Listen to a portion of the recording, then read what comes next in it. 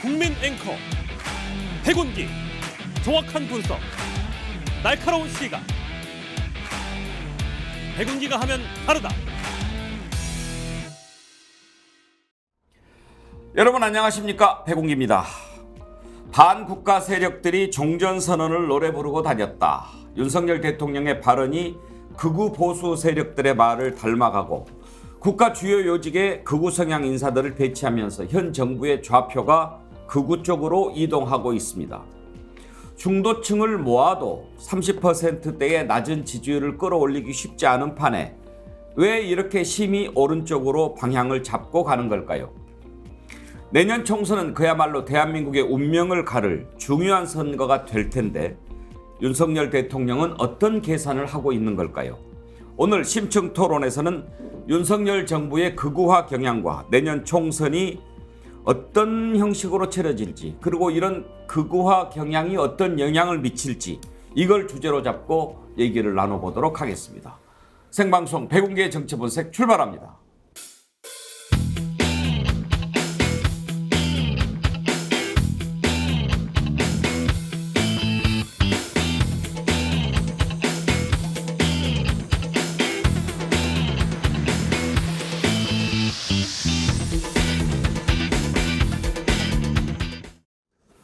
네, 금요일 생방송 백운기 정치본색 매주 금요일은 토론으로 꾸며드리고 있죠. 오늘 심층 토론 함께할 네 분 패널 소개하겠습니다. 박진영 민주연구원 부원장, 김철근 전 국민의힘 당대표 정무실장, 안진걸 민생경제연구소 소장, 정치면 본색리 2장 정규환 스픽스 대표 함께합니다. 어서 오십시오. 네, 안녕하십니까. 금요 토론에서는 박진영 부원장 처음 보는 것 같은데요. 네.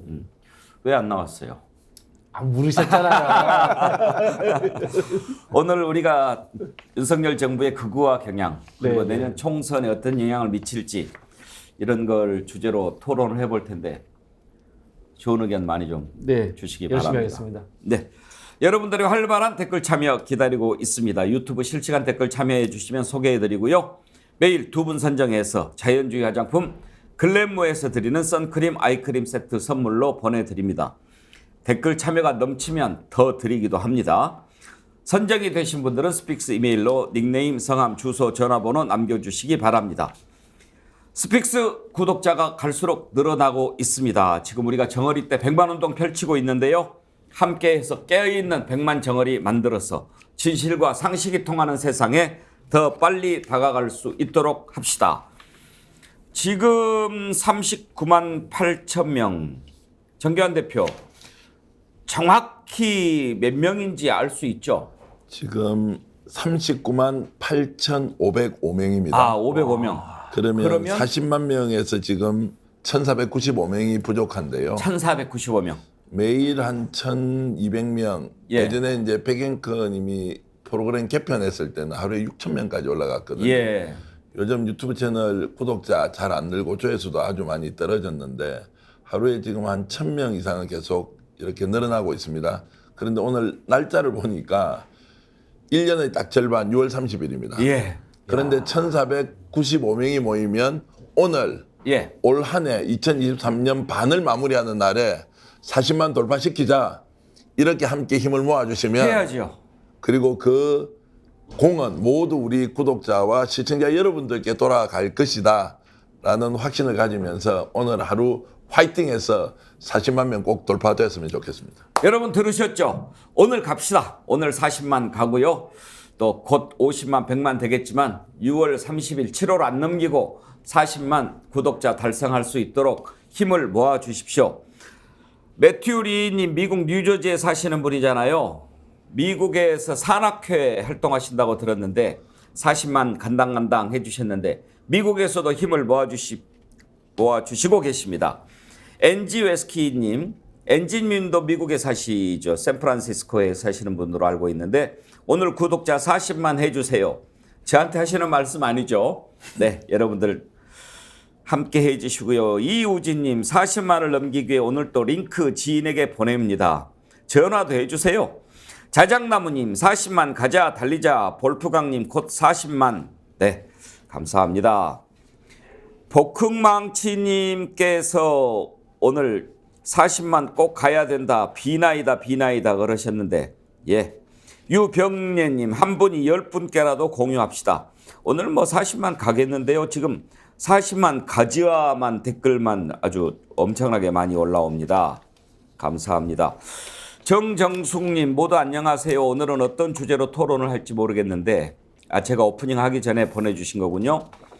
어제 감사원 국정 질의 보고 숨이 턱턱 막혀 힘들었네요. 대통령은 세금 함부로 쓰는 사회단체들 싹 다 조사해라. 뭐가 어쩌고 저쩌고. 근데 본인이 쓴 영수증 제출하라는 대법원 판결도 무시하고 백지 영수증 제출하고 이게 뭡니까? 진짜 이러면 안 되는 거 아닌가요? 금요일 날 매주 금요일에 심층 토론으로 하기 때문에 오늘은 총선 전망을 좀 해보려고 하는데 사실 저도 이걸 보면서 이거 좀 다뤄야 되는데 그런 생각 하기는 했습니다. 유병호 감사원 사무총장, 지난번에 한번 저희가 감사원 문제 다룰 때 짚으기는 했습니다만 안진걸 소장 이번에도 보니까 감사원장이 높은지 감사원 사무총장이 높은지 당최 모르겠습니다. 예, 아니 뭐 심지어는 감사원 사무총장이 아니라 뭐 윤석열 대통령 비서실장이나 아니면 윤석열 대통령 돌격대장 같은 느낌. 아니 오히려 윤석열보다 자기가 더 힘이 세다고 느끼는지도 모르겠어요. 국회에서 저희들이 예전에 군사독재 정권 시절에도 국회에서 공직자들 나오는 것까지 다 종합하면요. 국회에 나와서 국회의원들한테 큰 소리 치고 오만방작의 태도 이렇게 보인 사람은 한동훈 장관하고 유병호 감사원 사무총장밖에 없습니다. 일단 국회에 오면 어찌됐든 국민의 대표자들이 묻고 질의하는 거기 때문에 속으로는 다른 생각하더라도 겉으로라도 공손하게 어쨌든 답은 하고 또 이렇게 당연히 삼권 분립에서 감시 견제 원칙에 따라 서로 이렇게 감시하고 견제하는 거기 때문에 성실 답변하면 되는 거거든요. 아니면 아니다, 기면 기다, 뭐 오해면 오해다, 개선하면 개선하겠다. 거기서 어떻게 하겠어요. 여야 의원들도 그러다가 많은 것도 시간 지작도 있고 그리고 후속에서 이렇게 체크하고 그렇게 넘어갔거든요. 그거 아니라 그냥 한동훈 장관하고 유병호 사무총장 마치 야당 의원들을 때려잡으려고 온 것 같은 그런 태도로 감사원이 아마 저는 역사상 가장 최악이기 가장 추악한 행태로 전락해버렸다. 너무 안타깝습니다. 최재해 감사원장 앉아 있는데 참 왜 저러고 있을까 하는 생각이 듭디다. 김철근 실장 쪽지를 이렇게 보내는 게 잡혔는데 심플하게 답변하세요 이렇게 돼 있더라고요. 아니 감사원 사무총장이면 감사원장을 모시는 사람인데 야. 그럴 때는 뭐 그런 의견을 전하고 싶으면 이럴 때는 좀 심플하게 답변하시는 게 좋을 듯합니다. 이렇게 해야지. 지시를 내리면 그게 누가 윗사람인지. 그 권력은요 지위에 따라서 있는 게 아니고 권력과의 거리입니다. 그렇죠. 사무총장이 대통령하고 훨씬 가깝다는 걸 알려주는 거죠 국민들한테. 내가 더 권력자다라는 거죠. 그러면 감사원장이 그러고 있으면 돼요? 근데 감사원장도요. 그것을 부하 직원이잖아요. 총장이면 그걸 지휘 감독하고 그걸 확고하게 딱 틀어지고 자기 책임하에 뭔가를 해야 되는데 결국은 대통령한테 직보하는 게 생길 거 아니겠어요. 그 직보 라인이 생기기 때문에 감사원장이 힘을 못 쓰는 경향이 있을 수도 있겠죠. 저는 어느 기관이든 그 기관장에게 힘을 줘야 되고 책임을 져야 되고 근데 물론 잘못되면 책임을 물어야 되겠죠. 그런데 그게 이른바 그 비선 라인이라고 할 수가 있겠죠. 공식 개통을 밟지 않고 바로 대통령실로 보고가 된다든가 아니면 대통령에게 따로 뭔가 그 메시지가 간다든가 이런 게 생기게 되면 그 기관장이 사실 힘을 못 써요. 쓸 수가 없어요. 그리고 조직이 망가뜨려집니다. 그럼 모든 조직이 다 그렇습니다. 왜냐? 누구든 가장 힘센 사람하고 가까이 있는 걸 원하거든요. 예. 그렇지 않겠어요? 그러니까 그건 제대로 조직을 작동시키려면 그걸 허용해서는 안 된다라는 겁니다. 권력은 거리에 비례한다. 그것도 네. 참 진리인 것 같아요. 그렇습니다. 그래서 네. 문고리가 센 겁니다. 그렇죠.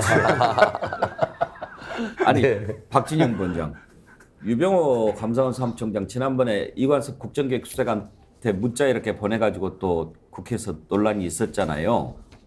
근데 지금도 제가 기억나는 게 또 그 전에 문자 보낸 적이 있어요? 없어요? 이렇게 물어보니까 답변하지 않겠습니다. 전화한 적은 있어요? 내가 답변할 일이 아닌 것 같습니다. 이렇게 이야기를 해요. 네. 보면 참 오만 방자? 딱 그 네 가지, 네 단어가, 네 글자가 생각이 나요.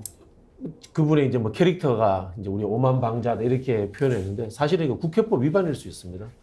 국회법에서는 질의하면은 답변을 하도록 되어 있습니다. 이런 경우에는 저는 이제 국회의장이 요즘 너무 좀 이렇게 안일하시다 그런 생각이 드는 게 지난번에 이 한동훈 법무부 장관이 국회 본회의에서 여기에 20명, 30명의 잠재적 범죄자가 앉아있다. 그런 이야기 했을 때도 제지시키지 않았거든요. 이번 유병호 씨 건 같은 경우에도 국회의장이 직권으로서 여기에 대해서 어떤 조치를 취해야 됩니다. 좀 그 말씀을 좀 드리고 싶고요.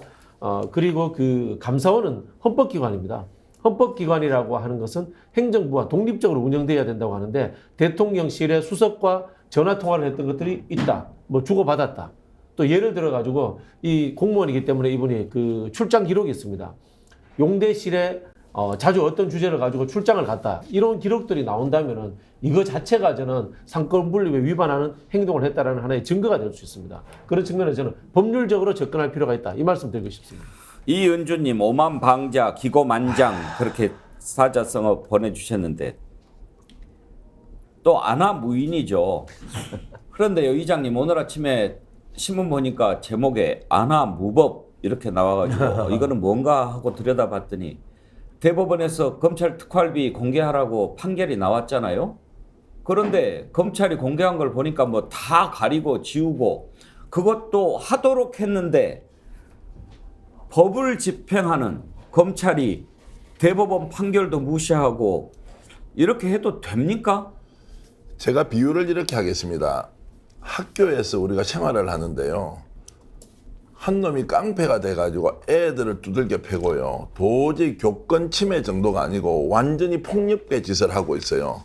그때 교장 선생님이 학교에서 이러시면 안 됩니다. 왜 이렇습니까? 법과 원칙에 따라 하세요. 이렇게 해야 됩니까? 아니면 교장 선생님이 교사와 학생들이 함께 몽둥이를 들고 그 폭력 행사하는 놈하고 맞짱을 떠서 그 자리에서 제압을 해야 됩니까? 질문할 필요가 없지 않습니까? 저는 지금 하고 있는 이런 일이 깡패 짓이다. 이렇게 저는 표현하는 것이 맞다고 보고요. 그러면 깡패를 만났을 때 어떻게 해야 되느냐? 대통령 비서실장 출신이 대통령의 무게가 나가는 자리입니다. 왜 이러십니까? 국회에서 이러시면 안 됩니다. 이런 이야기를 해야 될 정도입니까? 지금 이 윤석열 정권과 그 하수인 역할을 하고 있는 유병호 같은 사람한테 아니면 짱돌을 던져서 맞짱을 뜨고 거기에서 네가 죽든 내가 죽든 한 놈이 죽겠다고 나서서 멱살을 잡고 싸워줘야 됩니까?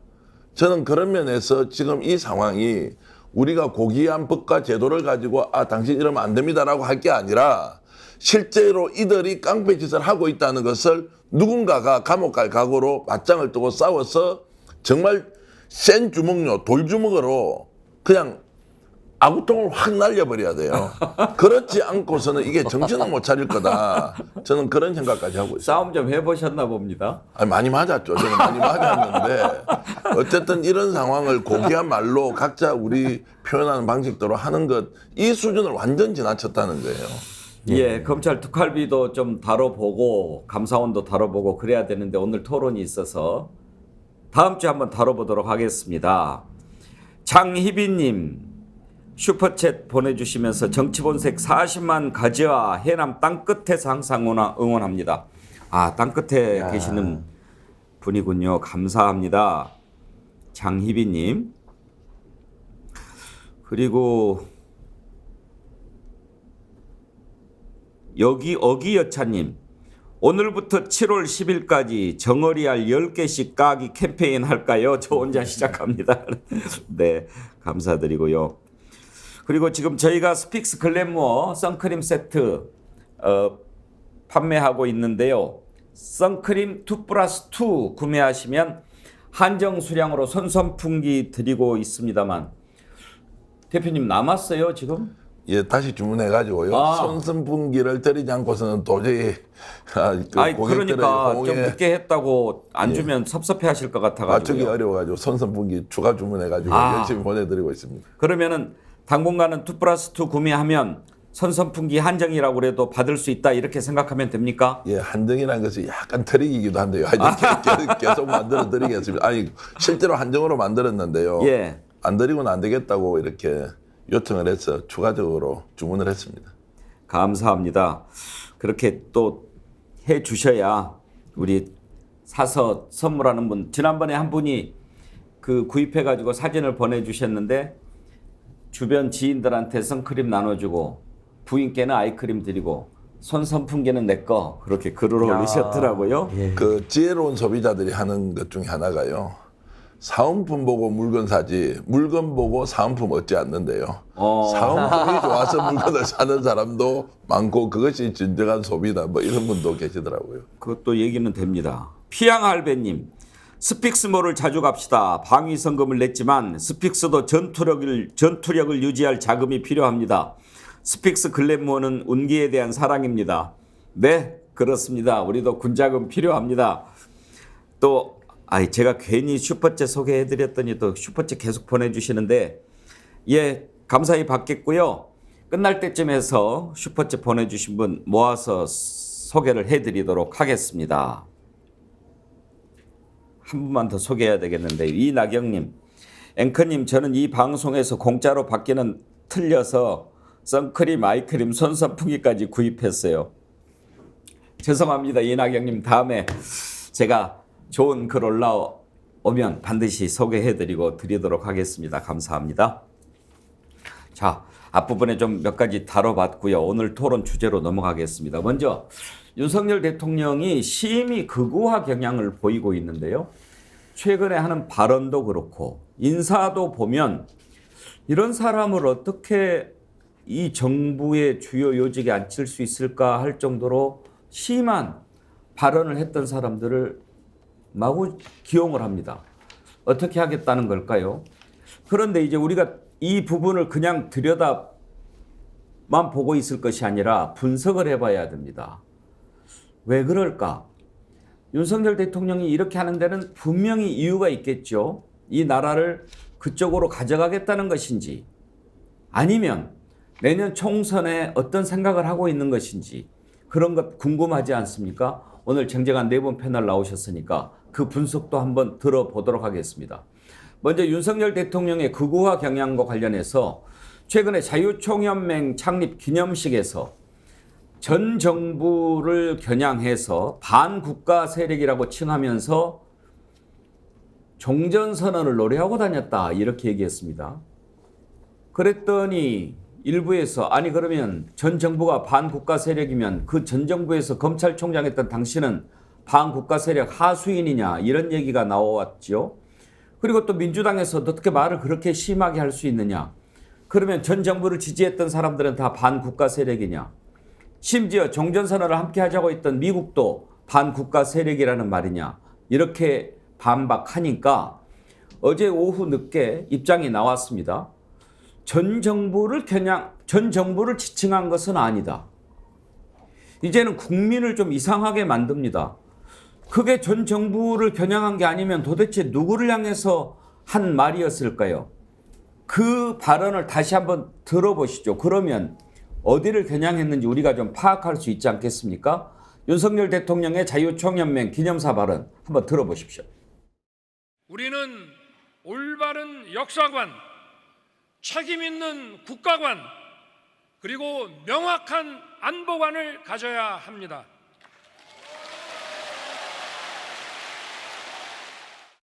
왜곡된 역사의식, 무책임한 국가관을 가진 반국가 세력들은 핵 무장을 고도화하는 북한 공산 집단에 대하여 유엔 안보리 제재를 풀어달라고 읍소하고 유엔사를 해체하는 종전선언을 노래 부르고 다녔습니다.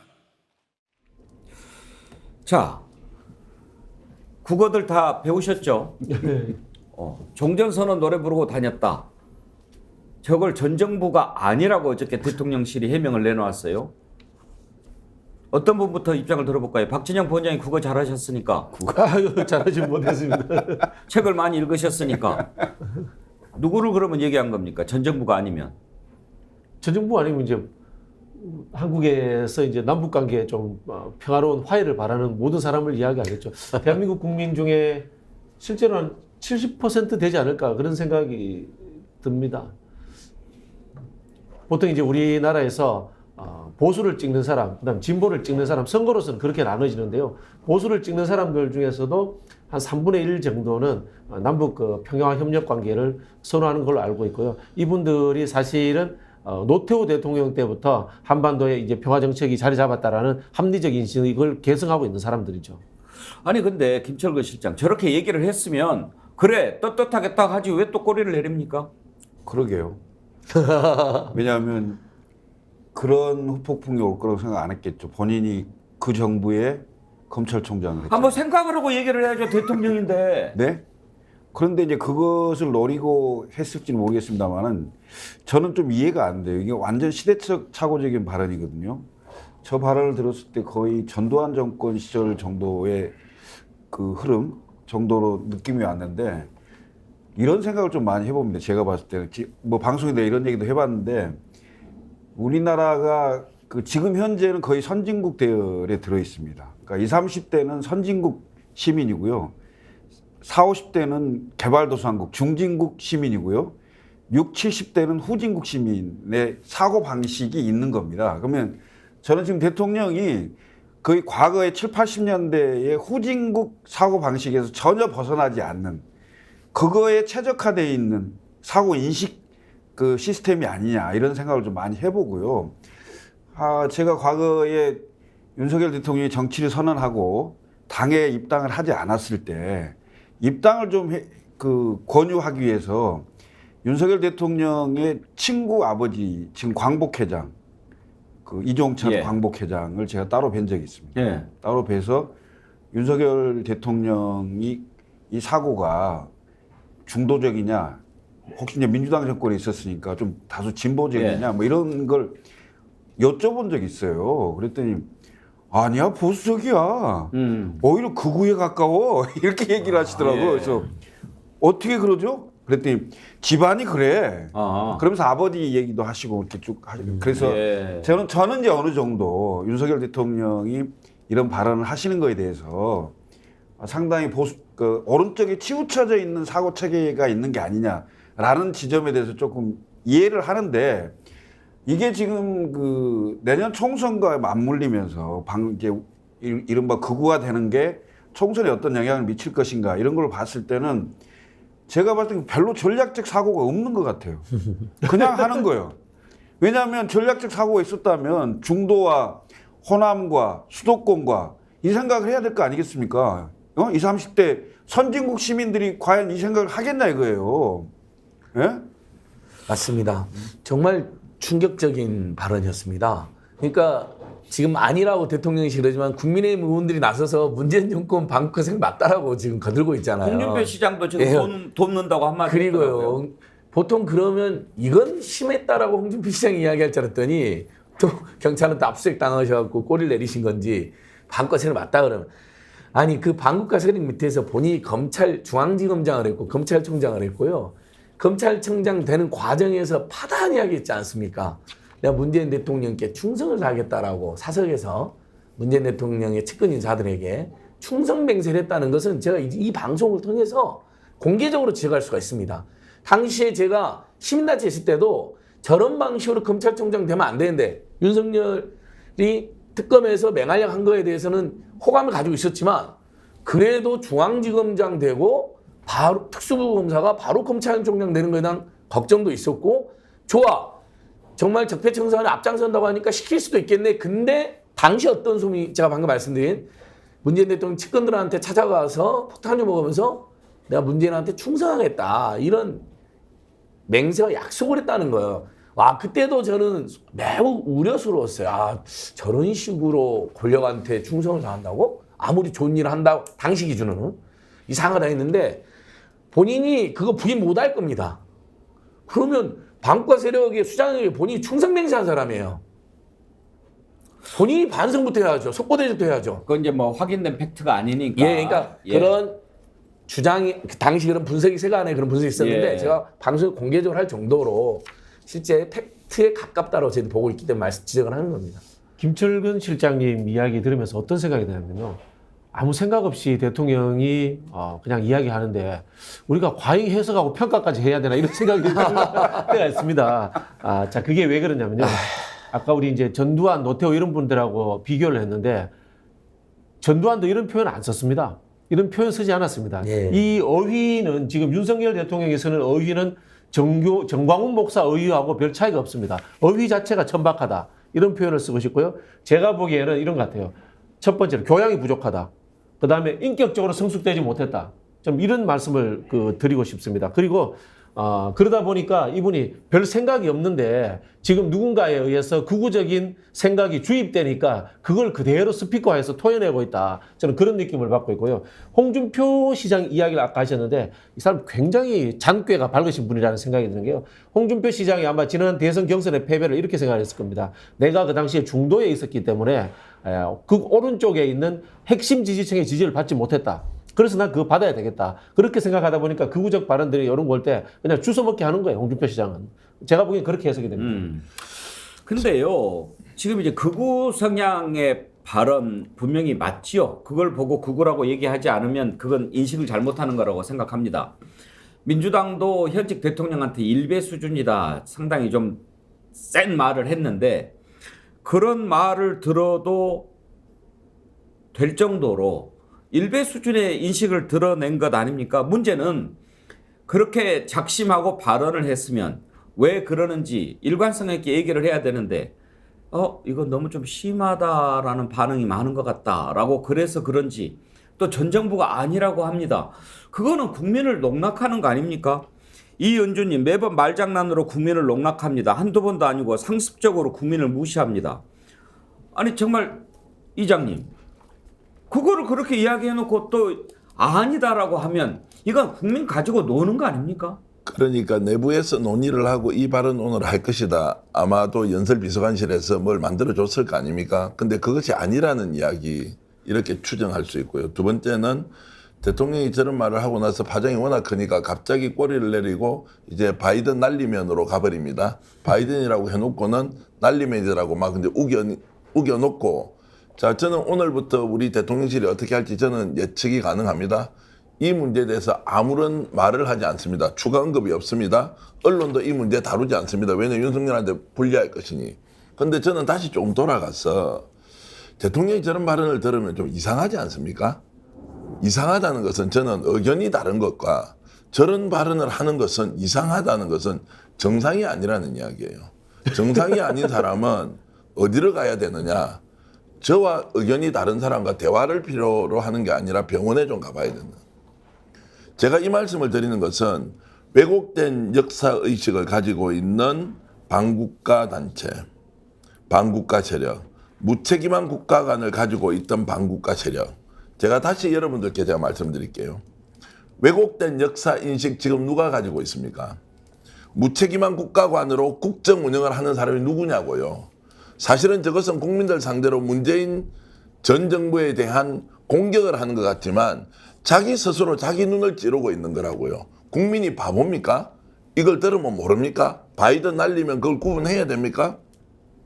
왜곡된 역사의식과 무책임한 국가관은 지금 현재 윤석열 대통령이 갖고 있고 그것을 국정 운영에 정말 적나라하게 국민들한테 지금 보여주고 있는 것입니다. 그래서 여기서는 대통령이 대통령으로서 할 발언을 하지 못하고 있다가 아니라 최소한 정치인으로서 가치, 철학, 비전, 미래, 국민통합 이런데 무개념의 한 개인이 대통령의 자리에 올라서서 하고 싶은 이야기 마음대로 하고 있는 거를 우리가 논리 정연하게 짜맞춰주는 거다. 정말 큰일 날 일이다. 이런 생각을 저는 하고 있습니다. 야, 윤석열 대통령의 극우화 성향을 우리가 보기 위해서 발언을 먼저 들어봤고 이제 인사를 들여다볼 텐데요. 일단 극우화 성향을 보이는 사례들을 보여드리고 왜 이렇게 가는지 생각해 보기로 하겠습니다. 그런데 오늘 지금 접속자 수가 상당히 많습니다. 벌써 11,000명을 넘었는데 와우. 평소보다 좀 더 가파른 속도입니다. 댓글이 많이 올라오니까요. 소개를 좀 해드리고 이어가지요. 몬저님, 수준 낮은 대통령의 발언에 대해서 토론하는 것조차 수준이 낮아지는 것 같습니다. 부끄러움은 누구의 몫인가요? 첼로 요정, 지가 뭔데 대한민국을 마음대로 주무릅니까? 대한민국은 민주국가입니다. 혼자 좌지우지하는 국가가 아니에요. 권오성님, 구한말의 시리아 방송대국이 생각납니다. 일베 사냥꾼 웃자다가 문통은 저런 인간을 중용했을까? 참나.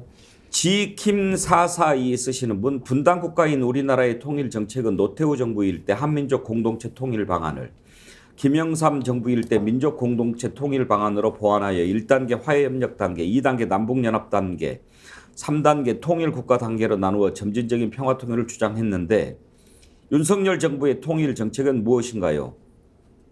통일 정책이 뭘까요? 통일부 장관 이번에 새로 지명했는데 김정은 체제 타도를 외쳤던 사람이거든요. 한번 그거 조금 이따가 따져보도록 하겠습니다. 행복한 삶님, 망은 끝판왕. 다아라님, 육갑연설, 육갑정권, 육갑인선. 제가 막 소개하다 보니까 적절한지 잘 모르겠습니다. 나나님, 조만간 학교에서 방공 포스터, 방공 글짓기, 방공 웅변 경연대회 할 듯. 저 학교 다닐 때 저런 거 했는데 김철근 실장 아까 말씀하신 대로 나라가 거꾸로 가고 있는 느낌. 그리고 그 시대에 살고 있으니까 그것도 한다고 그럴지 모르겠어요. 국민 공감이 전혀 없어요. 그 사실관계를 보면 이미 저는 남북 간의 체제 경쟁은 끝났다고 보거든요. 국민 다수는 북한으로 어떻게 북한이 주도적으로 하는 통일이 될 거라고 생각하는 사람이 거의 없을 거예요. 이미 경제력 차이는 40배가 넘습니다. 그래서 이미 남북 간의 체제 경쟁은 이미 남쪽이 우위다라는 걸로 국민 다수가 공감을 하고 있는 상황이에요. 이런 상황에서 자꾸 무슨 왜 보수가 잡으면 간첩 사건이 그렇게 많이 나오는지 무슨 난 잘 모르겠고요. 예? 간첩 사건 나오고 그다음에 반공주의가 강화되고 뭔가 북한을 악마화시키는 그 작업들을 자꾸 해요. 그래서 거기에 대항하는 세력을 모으려고 하는 건지는 모르겠으나 이런 과거의 그 구태의연한 방식으로 그 선거를 바라보는 구도, 이건 완전 필패 구도거든요. 이념, 진영, 지역구도. 여기서 제일 편협한 게 사실 이념인데 지금 그 구구화된 발언을 계속하고 그 인사를 함으로 인해서 결국 스스로 고립되는 걸 자초하는 꼴이 되는 건데, 근데 그걸 이해를 잘 못할 겁니다. 왜? 그 세계관에서는 그게 맞다고 보니까. 예. 저는요, 이게 누군가 하나의 전략적 흐름을 뒤에 잡고 있다고 봅니다. 예. 이 흐름을 잡고 있는데 다만 윤석열 대통령이 교양과 인격이 부족해가지고 과도하게 선을 넘어가지고 이게 지탄을 받는 흐름이라고 보는데요. 전략적 흐름이 제가 보기에는 정치 혐오를 조장을 해가지고 투표율을 떨어뜨려가지고 극단적인 핵심 세력만 동원해도 우리가 선거에서 해볼만 하다. 왜? 우리 역량 자체가 그 정도밖에 안 되고 대통령은 아무리 설득해야지 중도로 갈 수 없기 때문에 그 전략을 쓸 수밖에 없다라는 전략이라고 봐요. 그런 생각도 듭디다. 네, 왜 그러냐면요. 제가 행태를 하나 보여드릴게요.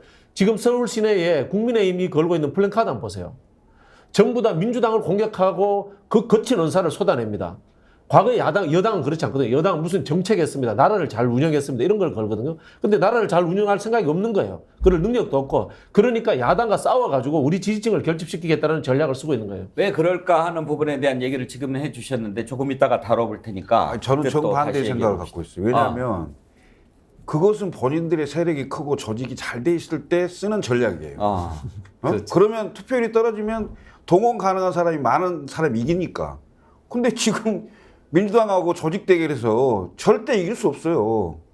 그런 대결로 가면 갈수록 필패인데. 권력을 갖고 있어도 그렇습니까? 권력으로 움직일 수가 없거든요. 요즘 세상이 그렇지 않아요. 움직일 수 있다고 착각하는 것 같아요. 옛날 사람들이다 보니까.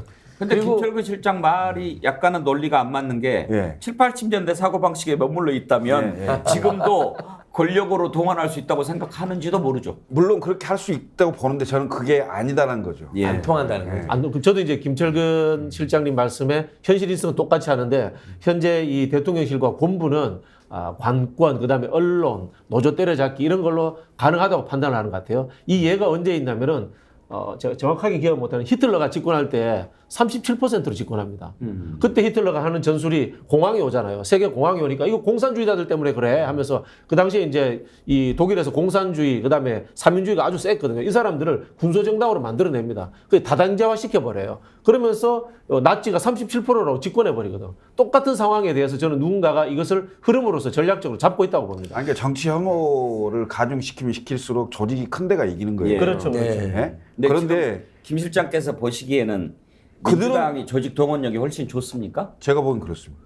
아니 그리고 저는 김재희 실장 말씀에 공감하는 게 이 정확히 중간 정도에 있는 총선 있잖아요. 굉장한 중간 평가의 성격이고 심판 투표의 성격을 가지거든요. 그럼 투표장에 그래도 윤석열 대통령이 좋다라고 하는 분들도 가지만 극성 지지자들 들고 가지만 광범위한 지금 부정률은 60%에서 70% 안팎까지 나오잖아요.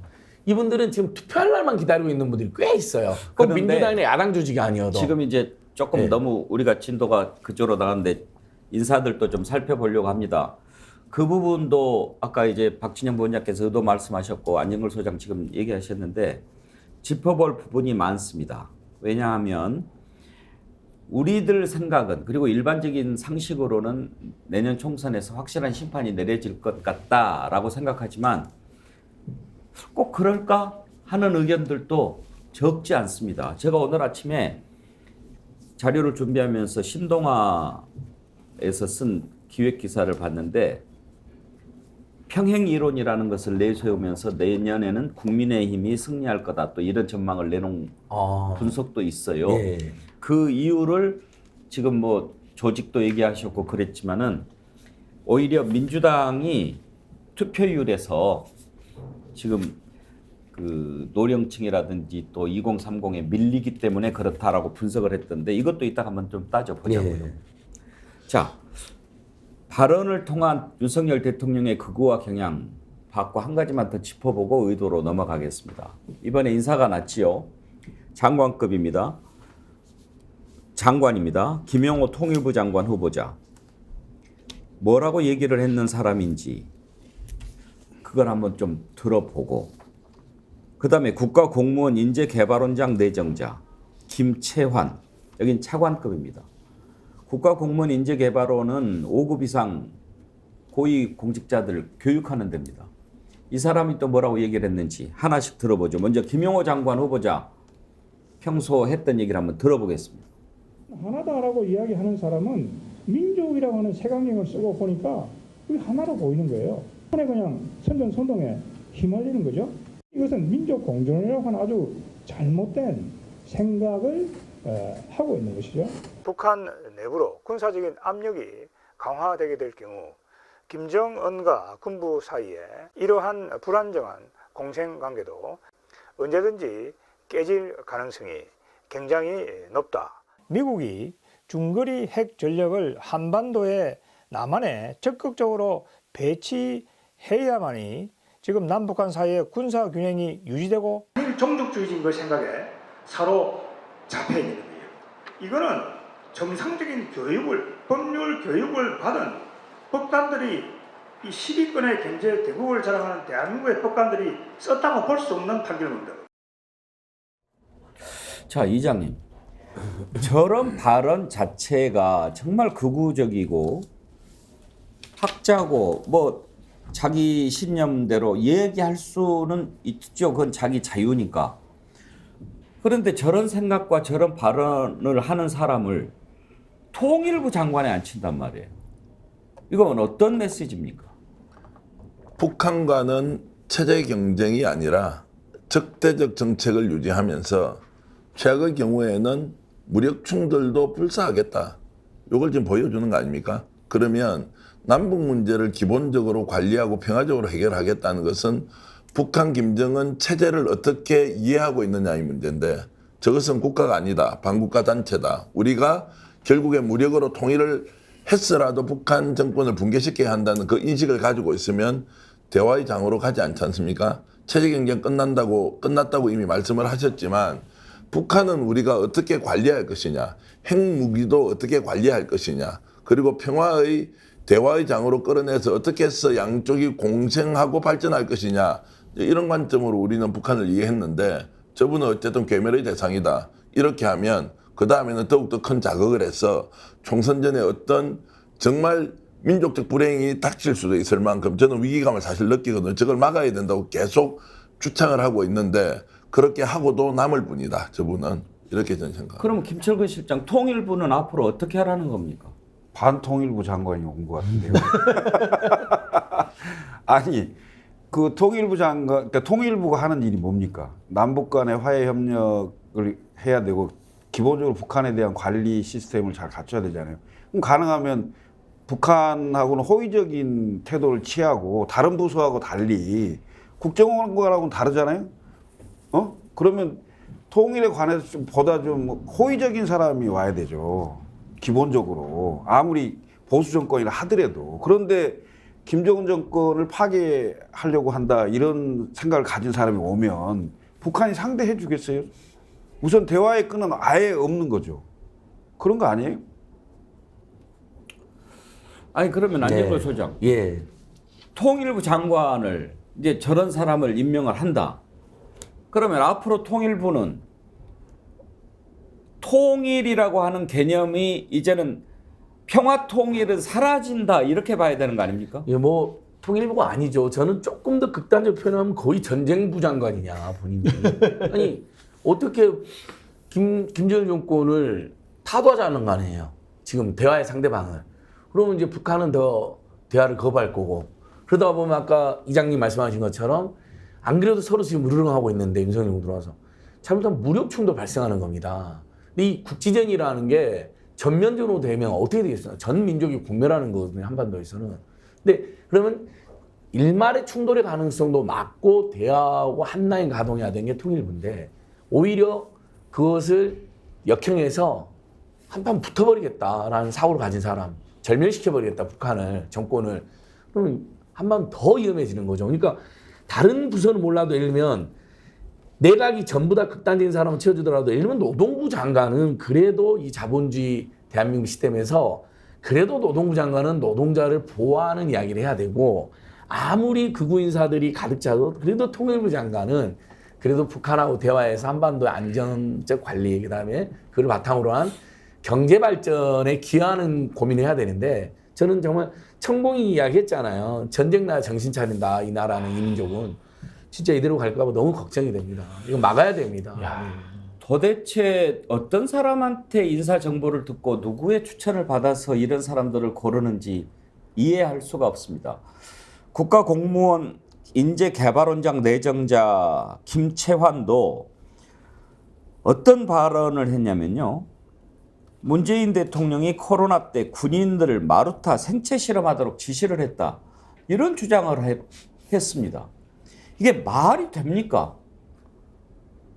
안 믿어지시죠? 실제로 그렇게 얘기를 했습니다. 들어보시죠. 군 통수권자가 군인을 생체 실험의 대상으로 사용하라는 지시를 내린 셈인 것입니다. 왜 그랬겠습니까? 그 이유를 알고 보니 K방역의 홍보를 위해서였다는 것입니다. 그 죽음, 수많은 분신을 유도했을지도 몰랐던 운동권 세력들의 설득, 이것이 노무현 전 대통령에게도 그대로 적용됐던 것이 아닐까 하는 의문입니다. 박근혜 정부 말에 촛불 시위에 중국인들이 대거 참여한 것을 기억하십니까? 중국은 당시 대한민국에 유학 온 7만여 대학생들 전체를 동원할 수가 있었고 저는 저런 장면을 보면 이런 생각이 듭니다. 저분이 인생살이도 혹시 저렇게 할까? 저는 극우 논리는 너무 단순해서 따라만 가면 아무 문제 없이 쏙쏙 빠지게. 왜냐하면 우리가 상상을 못하는 이야기를 하지 않습니까? 마루타 실험을 했다. 근데 이것도 마루타 실험했다 한 10번만 되뇌이면 혹시 그렇게 했을 수 있는 거 아니냐? 그런데 거기에 대한 논리를 계속 이제 주입을 합니다. 저분이 아마 인생살이는 저렇게 못할 거예요. 왜냐하면 가정이든 조직이든 사회든 수없이 많은 갈등 안에서 우리는 조절하고 그리고 또 대화하고 때로는 갈등을 일으키면서도 하나의 결론으로 만들어 나가는, 왜냐하면 그것을 우리가 발전이라고 얘기하죠. 저는 이제 저번에 저런 이야기를 들으면 인재개발원장으로 갔다. 다른 거 아니죠. 대통령이 일자리 준 거죠. 뭐 저분이 무슨 국가인재개발원의 원장을 합니까? 일자리 준 거죠. 왜냐하면 남아 있으니까 다른 사람 보낼 사람이 없는 거예요. 그러면 야 보낼 사람 누군지 찾아봐. 그거 한 명, 3명 골라서 일자리 주는 거예요. 심지어 제가 대통령실에 근무하고 지금 국가기관, 산하기관으로 간 분한테 얘기 들으니까 이분이 이제 범 MB계의 인물이에요. 다 일자리로 생각한다는 거예요. 윤석열 대통령은 자기 세력이 없기 때문에 정말 한 수천 개, 많게는 3만 개 정도 나오는 국가기관 또는 공기업의 자리들 있지 않습니까? 여기에 다 일자리 찾아가지 다 가버린다는 거예요. 정치적 동지에 보수 정치의 미래 이런 거 없다는 거예요. 이분 그러니까 저는 저분이 저 자리 간 것은 우리가 너무 심각해서 야 그거를 일부러 보냈다 이게 아니고요. 일자리가 생겼으니 하나 보내준 거예요. 그렇게 단순화시키지 않으면 설명이 안 된다 이 말씀을 드리고 싶습니다. 완전 극우 유튜버인데요. 예. 이준석 전 대표 그 페이스북에도 이제 이 대표가 올렸던데 보니까 누가 보내줘서 봤는데 흥미롭네요. 이분이 국가 공무원 인재개발원장으로 어떤 경위에서 선임되는지 모르겠지만 유튜브로 재밌는 컨텐츠 많이 하셨던 분이네요. 하고 이제 올려놓은 게 이준석 긴급 구속 각, 뭐 주댕이 털다 말려든 준석, 뭐 이런 거 있잖아요. 당내 그 갈등 관계에 이준석을 엄청 공격하고 가처분 전쟁 이건 몰랐을 걸 뭐 이런 거. 유튜버군요. 예, 완전 유튜브입니다. 예. 극우 유튜버. 예. 네. 이런 분을 이게 공무원 교육시키는다고 원장으로 임명을 해놓으면 이게 어찌 되는 겁니까? 박진영 교수, 세상엔 별 사람들이 다 있으니까 뭐 저런 얘기도 막 혼자서 막 상상해서 할 수도 있겠죠. 자기 집에서. 근데 그런 사람을 어떻게 국가 요직에 또 주요 정책을 집행하고 하는 그런 자리에 앉히느냐 이거예요. 저는 그 대통령이 극우 유튜브에 중독된 것 같아요. 그런 생각이 들고요. 원래 이 대통령이 될 자질이 없는 사람이 정권을 잡았는데 이 정권을 나라를 잘 운영하겠다는 생각은 없고 이게 이제 전리품이라고 생각하는 거예요. 전리품이라고 생각하는데 나는 평소 유튜브를 많이 보니까 유튜브에서 눈에 띄는 사람이 있는데 저 사람 자리에다 한 자리 줘야지. 지금 그런 식으로 인사가 이루어지는 것이 아닌가 그런 생각이 들고요. 최근에 대통령이 더 극우적으로 가는 이유가 이해가 안 돼요. 저는 처음에는 이런 생각을 했어요. 어린 시절에 일본에 대한 뭐 향수, 그 다음에 80년대 대학을 다녔으니까 그 당시에 이제 반북적 정서 이런 거 생각하다가 두 번째는 김태효 등 논리적으로 뉴라이트 생각이 들어왔나? 이렇게 생각하다가 그래도 너무한 거예요. 김태효도 이 정도까지는 안 가거든. 그러면 뭐냐? 마지막이었어요. 무슨 신의 계시를 받지 않았나? 이런 생각이 드는데요. 그 신은 유튜버 신인가요? 저는 굉장히 위험하게 보는 게 이제 이렇습니다. 이제 아까는 이제 우리 토론 중에서 대통령 뒤에서 뭔가 전략을 세우는 사람이 있을 것이라고 우리가 추론할 수 있지 않습니까? 제가 위험하다고 보는 것은 그 전략가가 있는 것이 아니라 대통령 자체가 위험한 겁니다. 지금 발언이나 이런 걸 보면요. 제가 김기현 뭐 지금 대표, 그 다음에 지금 원내대표 이런 분들이 과거에 살아왔던 궤적을 제가 좀 알지 않습니까? 특히 TK 쪽에서 정치하셨던 분들은 저렇게 과한 분들이 아니고요. 기본적으로 민주주의에 대한 인식도 잘 돼 있고 또 나름대로 그것들을 실천하면서 살려고 젊은 시절에 지금 그 원내대표 같은 경우는 과거에 경찰청 공무원을 하면서 거기에서도 굉장히 많은 경찰 처우 개선이나 또는 경찰이 그 좀 개혁해야 되는 과제에 대해서 주도적으로 실천적으로 모범적으로 이렇게 나섰던 분들이라고 말이에요. 그래서 제가 지금 드는 생각은 윤석열 대통령의 지금 행동이나 발언이나 또는 생각에 동의하는 척하지만 절대 다수의 보수 정치 세력 내부에 있는 정치인들은 동의하지 않습니다. 저렇게 하면 망하는 거 알거든요. 다만 제어를 못하고 있을 뿐이다. 그런데 진짜 우려하는 것은 누군가 전략가가 뒤에서 배후 조정을 하는 것이 아니라 대통령 스스로가 저런 인식을 하면서 지금 굉장히 공격적으로 국민들한테 이렇게 쏘아붙이지 않습니까? 저게 어떤 상황에서 어떤 결정을 내리고 발언을 할지 이것이 진짜 걱정이라는 말씀을 다시 한번 아까 박진영 교수 말씀하신 대로 윤석열 대통령이 이 주변에 극우 성향 인사들이 많이 있고 그게 영향을 많이 받은 것 같다.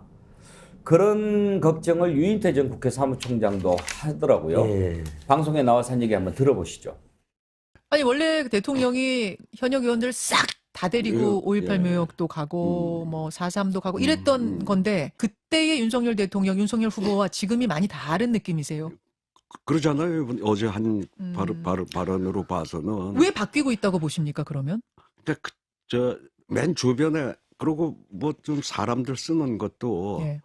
뭐 그렇잖아요. 그 뭐 진실화해위원장에 네. 그런 극단적인 사람들을 그 쓰고 김광동 진실화해위원장. 또 뭐 경찰제도 뭐 발전위원장에 박인환 위원장, 문재인 간첩 발언. 네. 글쎄요. 그러니까 자꾸 저런 사람들을 쓰는 걸로 봐서 그러니까 점점 그쪽에 좀 포획이 돼가는 것 같아요. 너무 깊숙이 어떤 그 극우 쪽으로 이렇게 빨려 들어간다는 느낌을 받아요. 빨려 들어가는 것 같다. 네. 그러니까 뭐 지지층 결집을 위한 의도적 발언 아니었느냐 이런 논평하는 분도 계시던데 그건 아니라고 보세요? 그 지지층 저거 하려고 그러면 아니 물론 뭐 그 자리가 그런 자리였다고는 하지만 뭐 그런 거면 왜 그럼 저 자기 지지층에서는 그걸 김재원 의원은 왜 또 징계를 했어요? 그럼 그렇게 따지면 표창을 해 이제. 안진걸 소장, 그런 얘기는 들었어요. 옛날 대선 후보 때부터 극우 쪽의 유튜브를 좀 많이 본다. 그런 이봉주 TV도 극우라고 봐야 되나요? 그렇죠. 그렇게 분류되죠. 예. 그걸 또 그렇게 많이 본다고 들었어요. 그 지금 극우 유튜브들이 사석에서 우리 대통령 부부한테 전화 받았다는 이야기를 서로 자랑을 합니다. 이건 뭐 확인해 보시면 팩트입니다. 팩트. 직접 제가 들은 것도 있으니까. 그러니까 아니 이렇게 두루 유튜브 여론을 살펴본 차원에서 살펴볼 수 있죠. 근데 대통령이 후보 시절에도 천공 유튜브를 대놓고 봤다고 본인이 막 이야기했잖아요. 그리고 유시민 후보한테 가서 죄송합니다. 유승민 후보한테 막 가서 역정을 냈다는 보도도 있었고요. 그리고 실제 안종훈 씨가 취임식에 극우 유튜브에도 격이 좀 있습니다. 예. 생각은 극우적이지만 그래도 행동은 점잖게 하시는 분들, 또 말은 좀 과격하지만 아주 극단적이지는 않은 분들도 있어요. 그러니까 생각이 극우적이지만 그리고 극우여도 최소한의 품격이 있어서 가짜뉴스를 퍼뜨리지 않는 극우 유튜브들도 있습니다. 근데 지금 주변에서 이야기되는 뭐 이런 안정곤 씨라든지 아까 나온 김찬 씨라 이런 사람들은요. 극우주의자면서 극단주의자하고 그러면서 가짜뉴스를 함부로 퍼뜨리고 실제 행동도 아주 과격하게 하는 사람들이거든요. 이런 사람들이 주변에 있으면 정말 위험한 겁니다. 김상진 씨는 또 어떻습니까? 대통령 선물을 받았다고 자랑하는 걸 이분도 극우 유튜브 내에서도 극단 가짜주의자거든요. 극우 유튜브들도 허를 내두는 사람들이 대통령 주변에 있는 겁니다. 이거 아주 심각한 겁니다. 제가 아까 이 김찬 씨 주장 중에 촛불 집회 배후에 중국이 있었다는 주장은 제가 그때 당시 촛불 집회 대변인이었고 여기 계신 분들 다 당시에는 전 세계가 그 현상을 주목해서 한국에 왔는 유학생들이나 외국인들이 구경 나온 경우 있죠. 중국뿐만 다 제가 많이 만났어요. 근데 어떻게 그 국민들이 성스러운 시민혁명인 걸 중국이 배후에 있었고 중국 유학생 7만 명을 동원해서 벌어진 거라고 그런 망언을 할 수 있습니다. 5.18도 북한 소행이라고 주장하는 자들 그러니까 아닙니까? 그 맥락에 있는 이들인 거죠. 그런 사람들은 그러니까 극우 성향일 수 있어요. 뭐 세상이 다양하니까. 근데 문제는 그런 사람들이 있을 수 있는데 상식적으로 그 사람들이 가야 할 곳이 있지 않습니까? 근데 이 나라는 대한민국은 국민들의 나라 아닙니까? 여기에 국가공무원 인재개발원 원장을 또 통일부 장관을 이런 사람을 앉힌다는 것은 그 나라를 어떻게 하겠다는 겁니까? 그러니까 또라이를 보내는 거잖아요. 제정신 아닌 사람들을 보내고 있지 않습니까? 일자리가 있으니까. 이렇게 좀 단순화시켜서 이해를 하지 않으면 설명이 안 됩니다. 우리가 과거에 가지고 있는 경험과 지식과 논법으로는 설명이 안 되는 거예요. 그런데 앉히지 않습니까? 잘 해먹을 거고 그 인재개발원에 있는 공무원들이 그 사람 말 듣겠습니까? 아예 무시하고 무슨 인재를 개발합니까? 인재를 진짜 개발이 아니고 오히려 후퇴시키는 일을 개발이죠. 그렇죠. 그러니까 진짜 도거의 푸시 돼가지고 개발처럼 될 수도 있죠. 이렇게 인사를 하지 않습니까? 부끄러워하지도 않아요. 그리고 당당하게 큰 소리 쳐요. 야 이거 뭐야? 나라가 왜 이 모양 이 꼴이야? 이 말을 하면 야 임마 너가 문재인데 하는 거 보니까 더 하대? 새끼 우리 좀 해먹을게. 왜 지랄이야? 내 나라인데 내가 권력 가지고 있는데 이렇게 하는 깡패짓 아니에요. 제가 웬만하면 이런 표현을 잘 안 쓰는데 지금 하고 있는 거는 국민이 없는 겁니다. 그냥 정권 잡은 사람이 전쟁에서 이겼으니까 거기에 남아있는 포획문들, 전리품들 갈라먹고 5년 지나면 끝나는 거고 뭐 그때 가서 상황이 되면 또 이렇게 저렇게 하는 거지. 전략이 있다고 생각할 필요가 없습니다. 제가 국힘 쪽에 아는 분들, 보수정치하고 있는 분들 만나서 얘기 들어보면 그냥 대통령이 하고 있는 거 인정만 할 뿐이지 절대로 그 사람과 손잡고 가려고 하지 않습니다. 왜 장관 이번에 이렇게 해가지고 개각 못했습니까? 할 장관이 아무도 없기 때문에 그렇습니다. 그래서 차관이라도 보내서 해야 되는 거고 수없이 많은 사람을 장관 좀 맡아달라고 하는데 하나같이 안 하겠다는 거 아니에요. 윤석열 정권에. 예를 들어 인재개발 원장도 마찬가지일 거예요. 정말 공직자 출신이거나 정말 중립적인 사람을 하려고 한 노력도 안 했을 테고 만약에 그렇게 들어갔어도 할 사람이 없었을 거예요. 그러니까 저런 극우주의자들 보내가지고 그냥 하는 거죠. 그래서 저는 이런 본질을 우리가 정확하게 좀 이해를 하고 좀 쳐다봐야 합니다. 그러니까 이번에 차관 인사는 많고 장관 인사가 없잖아요. 그러니까 그 방금 우리 이장께서 말씀하신 대로 장관으로 올 만한 사람이 많지 않았다는 게 생각하는 사람도 많고요. 왜 이렇게 사람이 없냐고 또 얘기도 했더라고요. 그렇게 생각하는 사람도 있고 두 번째는 정반대로 청문회 전국이 다시 생기잖아요. 장관 그 교체를 하게 되면 그 청문회 전국이 굉장히 부담을 가진 경우가 그런 생각을 했다는 것도 있어요. 그래서 대거 차관 인사는 하고 결국 장관 인사는 통일부 장관 밖에 못 했잖아요. 예? 그다음에 심지어는 이동관 그 방통위원장도 거의 내정이 돼 있지만 발표를 못 한 거죠. 그러니까 그게 나름대로는 개각의 효과를 가지되 뭔가 다른 얘기는 안 나오도록 뭐 이런 조치를 좀 한 건데 그 속내를 들여다보면 우리 이장께서 하는 얘기대로 할 만한 사람, 그러니까 나서는 사람이 없는 거죠. 예, 여기 저 루치님도 제정신 가진 사람이면 한 자리 하겠다고 하겠어요. 뭐 이랬는데 아니 다른 사람도 아니고 대한민국에서 정식으로 교육을 받고 자란 사람 아닙니까 대통령이? 그리고 공정과 상식을 기치로 내걸고 대통령이 되지 않았습니까? 사람이 달라질 수는 있죠. 그렇다고 이렇게 180도 달라집니까? 아무리 상식적으로 해석을 하려고 해도 상식적으로 이해가 안 되는 일 아닙니까? 이런 생각을 가지고 있는 사람을 어떻게 이런 자리에 앉히겠다고 생각을 하는지 지금 이렇게 되다 보니까요. 상식으로는 도저히 이해할 수 없는 일들이 막 세상에 벌어지고 있어요. 최근에 제가 두 가지 어떤 사람이 상가 주차장 차단기 설치했다고 성질 나가지고 입구에다가 차를 일주일 이상 박아놓고 안 빼버리더라고요. 대통령 비슷하네. 결국은 뭐 어젠가 뺐다고 뉴스에 나오는데 아니 그 말이 됩니까? 그리고 또 어제는 지하철에서 70대 노인이 느닷없이 또 소화기를 그냥 막 쏴대가지고 지하철이 15분간이나 정차되는 일이 이렇게 벌어지고 이게 미쳐 돌아가는 것 같아요. 왜 이렇게 됐어요? 이장님 왜 이렇게 됐어요? 모법은 아닐지라도 정치가 대통령이 지도자가 우리 사회 리더가 이런 일을 하면 안 된다는 실천은 좀 하고 있어야 될 거 아닙니까? 굳이 모법은 아니라도 그런 거 안 보이죠. 사실 2판, 4판, 개판, 6판 뭐 이런 이야기 우리 한 번씩 술자리에 쓰지 않습니까? 지 맘대로 돌아가는 세상처럼 그래서 대통령에게 느끼는 우리의 감정은 대통령은 자기 마음대로 하니까 나도 내 마음대로 그냥 사는 거지. 그리고 뭐 내가 모범을 보이고 애국하고 공동체 좀 더 걱정해봐야 그게 오히려 내한테 더 손해인데라는 거를 너무 많이 지금 대통령이 정말 행동으로서 보여주고 있기 때문에 우리 사회 곳곳에서 나타나는 병리 현상들 있지 않습니까? 이것이 저는 정치와 절대 떨어져 있다고 생각하지도 않고요. 앞으로 더 심해질 게 더 걱정이다 이런 말씀을 드립니다. 그러니까 내드팀이 아예 없거든요. 없죠. 예를 들면 당내에서 견제하고 이견을 낸다든지 그리고 민심을 전달하면서 이건 안 됩니다. 라고 이렇게 강권을 한다든지 아니면 대통령실에서 직을 걸고 간을 한다든지 뭐 이렇게 했다는 소식을 들어본 게 없어요. 무조건 예스. 그 앞에서는 노라는 얘기를 일체 할 수 없고 그다음에 심지어는 대통령 부속실에 모 행정관이 매일 아침에 이제 가장 많이 보는데 그 행정관에게는 온갖 얘기를 다 한다는 거예요. 그다음에 그리고 뭐 장차관 등 유력 실세라고 하는 사람이 그 행정관한테 연락해서 대통령이 뭔 얘기 하더나 이렇게 다 물어본다는 게 거의 대부분의 정설로 돼 있는데 이 기본적으로 네드팀이라는 게 굉장히 중요합니다.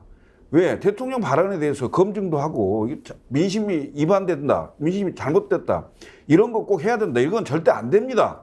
라고 얘기하는 팀이 당에도 없고 대통령실에도 없다는 거예요. 이게 큰 문제라고 저는 봅니다.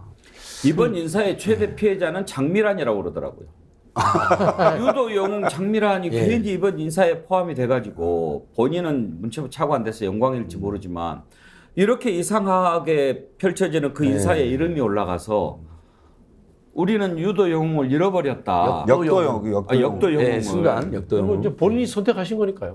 그러니까 본인이 이제 감당을 몫인데, 그러니까 사실은 근데 이 현상이 갑자기 지금 드러난 건 아닙니다. 왜냐하면 너무나 안타깝게 바이든을 알리면 조작할 때부터 주변 레드팀이나 순수한 사람 빨리 인정하고 예를 들면 이런 것이 공론화돼서 한미 관계 부담 줘서는 안 되고 이런 것까지 사적에서한 발언까지 보도되고 이걸로 막 문제 삼는 건 좀 과하다고 넘어갔어야죠. 인정할 거 인정. 그러면 그건 잊혀져 버렸을 거예요. 근데 그냥 전 국민을 상대로 다시 한번 들어봐라. 바이든이 아니라 날리면이었다 그러고 수능 최고 전문가라고 수능대로 아니라 수능 전문가라고 교육부 장관이 자기가 맨날 가서 배운다고 그래.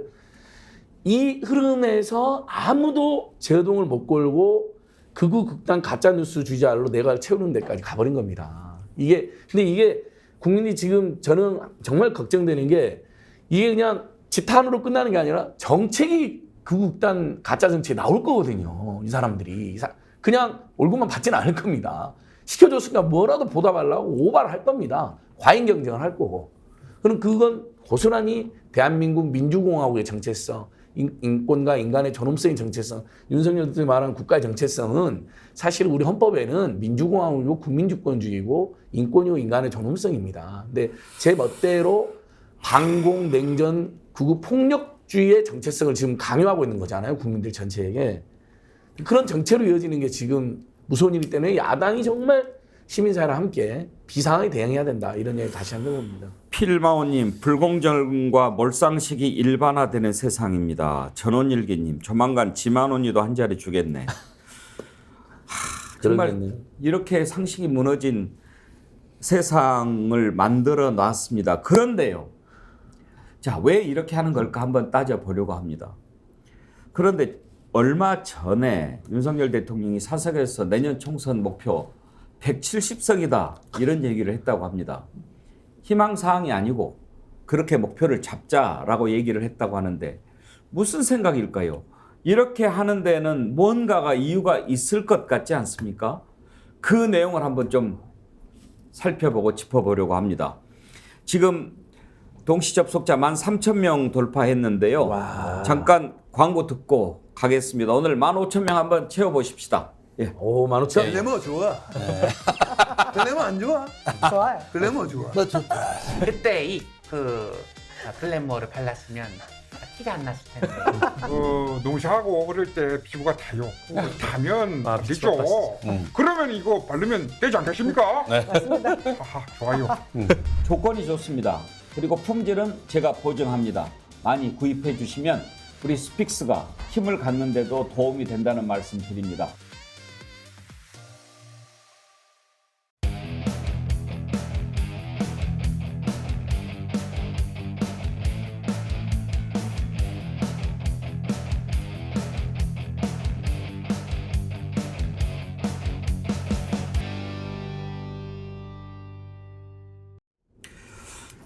예, 오로지 상식 진짜 토론.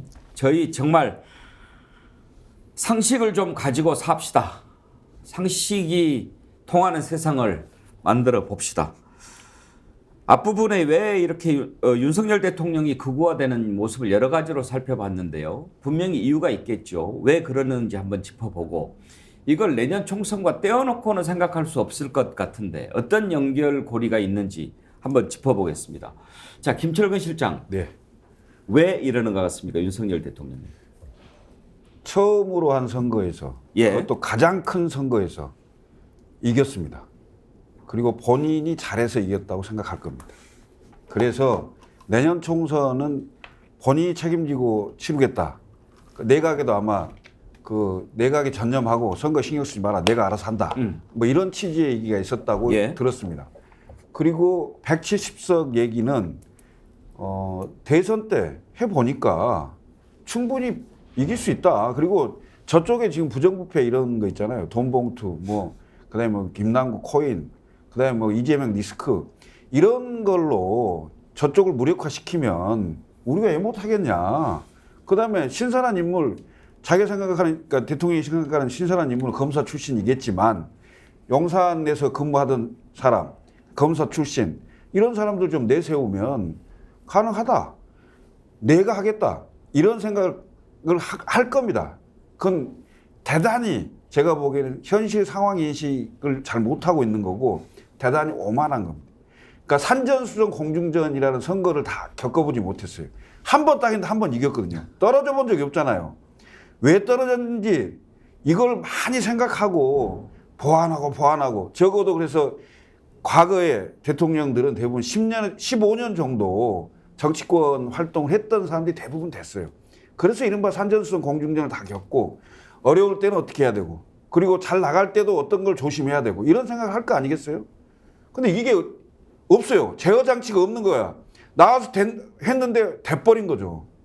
그럼 그게 선거 얼마나 쉽게 보이겠어요? 자, 그래서 이제 170석 얘기를 했는데 네. 왜 그러면 그것과 연결고리로 극우화가 되고 있냐 이거예요. 왜냐하면 일단 핵심 코어를 단단하게 해야 된다는 생각을 할 수 있을 겁니다. 지금은 핵심 코어를 네. 뭉쳐놓고 왜냐하면 당내 경선을 했잖아요. 예. 당내 경선할 때 50대 50으로 했는데 당원들한테서는 압도적 지지를 받았고 그다음에 국민 여론조사는 졌어요. 예. 홍준표한테 졌습니다. 근데 그렇게 해서 선거 상당 기간이 남았을 때는 핵심 코어를 단단히 하고 거기다가 갈수록 중도화 전략을 써야 된다. 뭐 이런 생각을 할 수도 있을 겁니다만, 예. 그럴 겁니다만, 저는 이미 그게 색깔이 너무 많이 덧칠이 돼서 못 벗어날 겁니다. 아예.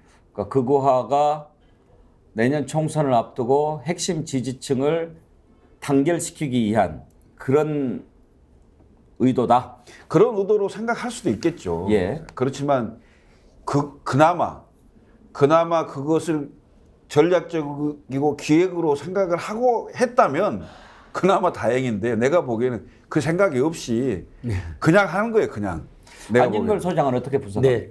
그러니까 일반적으로는 정치공학으로 보면 이제 핵심 코어층을 이렇게 결집시키고 거기다가 이제 총선 앞두고 뭐 인기 정책 조금 내서 이렇게 생각할 수도 있잖아요. 저도 김철희 씨랑 똑같이 느끼는 게 어떤 전략이나 팀이나 전술에 나오는 게 아니고 그냥 즉흥적으로 본인의 아주 극우적인 원래 바탕에다가 참모들 딱 극우적으로 다 개편되어 있는 상황에서 그냥 즉흥적으로 나라가 어떻게 되든 국민이 어떻게 되든 망해도 상관없다는 식으로 이렇게 막 지르는 거 아닌가 싶어요. 그러니까 저는 국민의힘 내에서는 이미 윤석열 대통령이나 뭐 한동훈 장관 같은 총선 치르면 큰일 난다라는 이야기가 위기의식이 굉장히 많이 나온 걸로 알고 있어요. 벌써 몇몇 인사들 이들만 필패다 이런 이야기도 하잖아요. 그러니까 국민의힘이 나서서 제동하지 않으면 그냥 윤석열 정권하고 같이 다음 총선에 저는 아주 무서운 심판을 받을 거라 봐요. 야당이 지지율이라는 것이 일부 변수가 있긴 하지만. 그러니까 이렇게 즉흥적으로 전술도 없이 마구 막 국정을 운영하고 함부로 말을 내뱉는데 그걸 제지를 못하고 있잖아요. 그럼 같이 심판받을 수밖에 없는 거죠.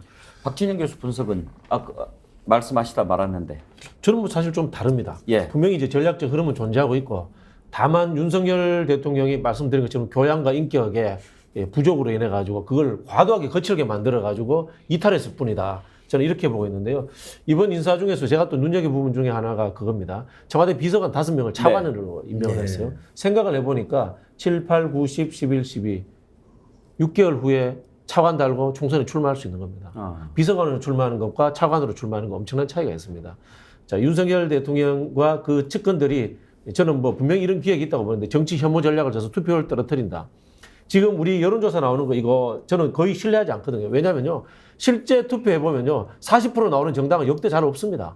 대부분 이기는 정당이 36에서 37%, 지는 정당은 이 당이 33%에서 34%, 2, 3%밖에 차이 안 납니다. 그럼 뭡니까? 정치 혐오를 극단적으로 만들어낸 다음에 새로운 인물, 그럴듯한 인물 한 4, 50명 투입하면은 수도권에서 해볼만 하다 이런 생각할 수 있는 거예요. 예를 들어서 지금 검사 출신들, 그 다음 관료 출신들, 지금 비서관 5명이 다 관료 출신이에요. 네. 그다음에 이제 경제인 출신들 이런 사람들을 민주당 의원들 중에 돈봉투 의혹이 있는 사람의 지역구에 떨어뜨려 버린다. 이렇게 하면은 개별 경쟁력으로 해볼 만하다. 이런 판단을 할 수도 있는 거예요. 저는 그런 부분이 있다고 생각을 하고요.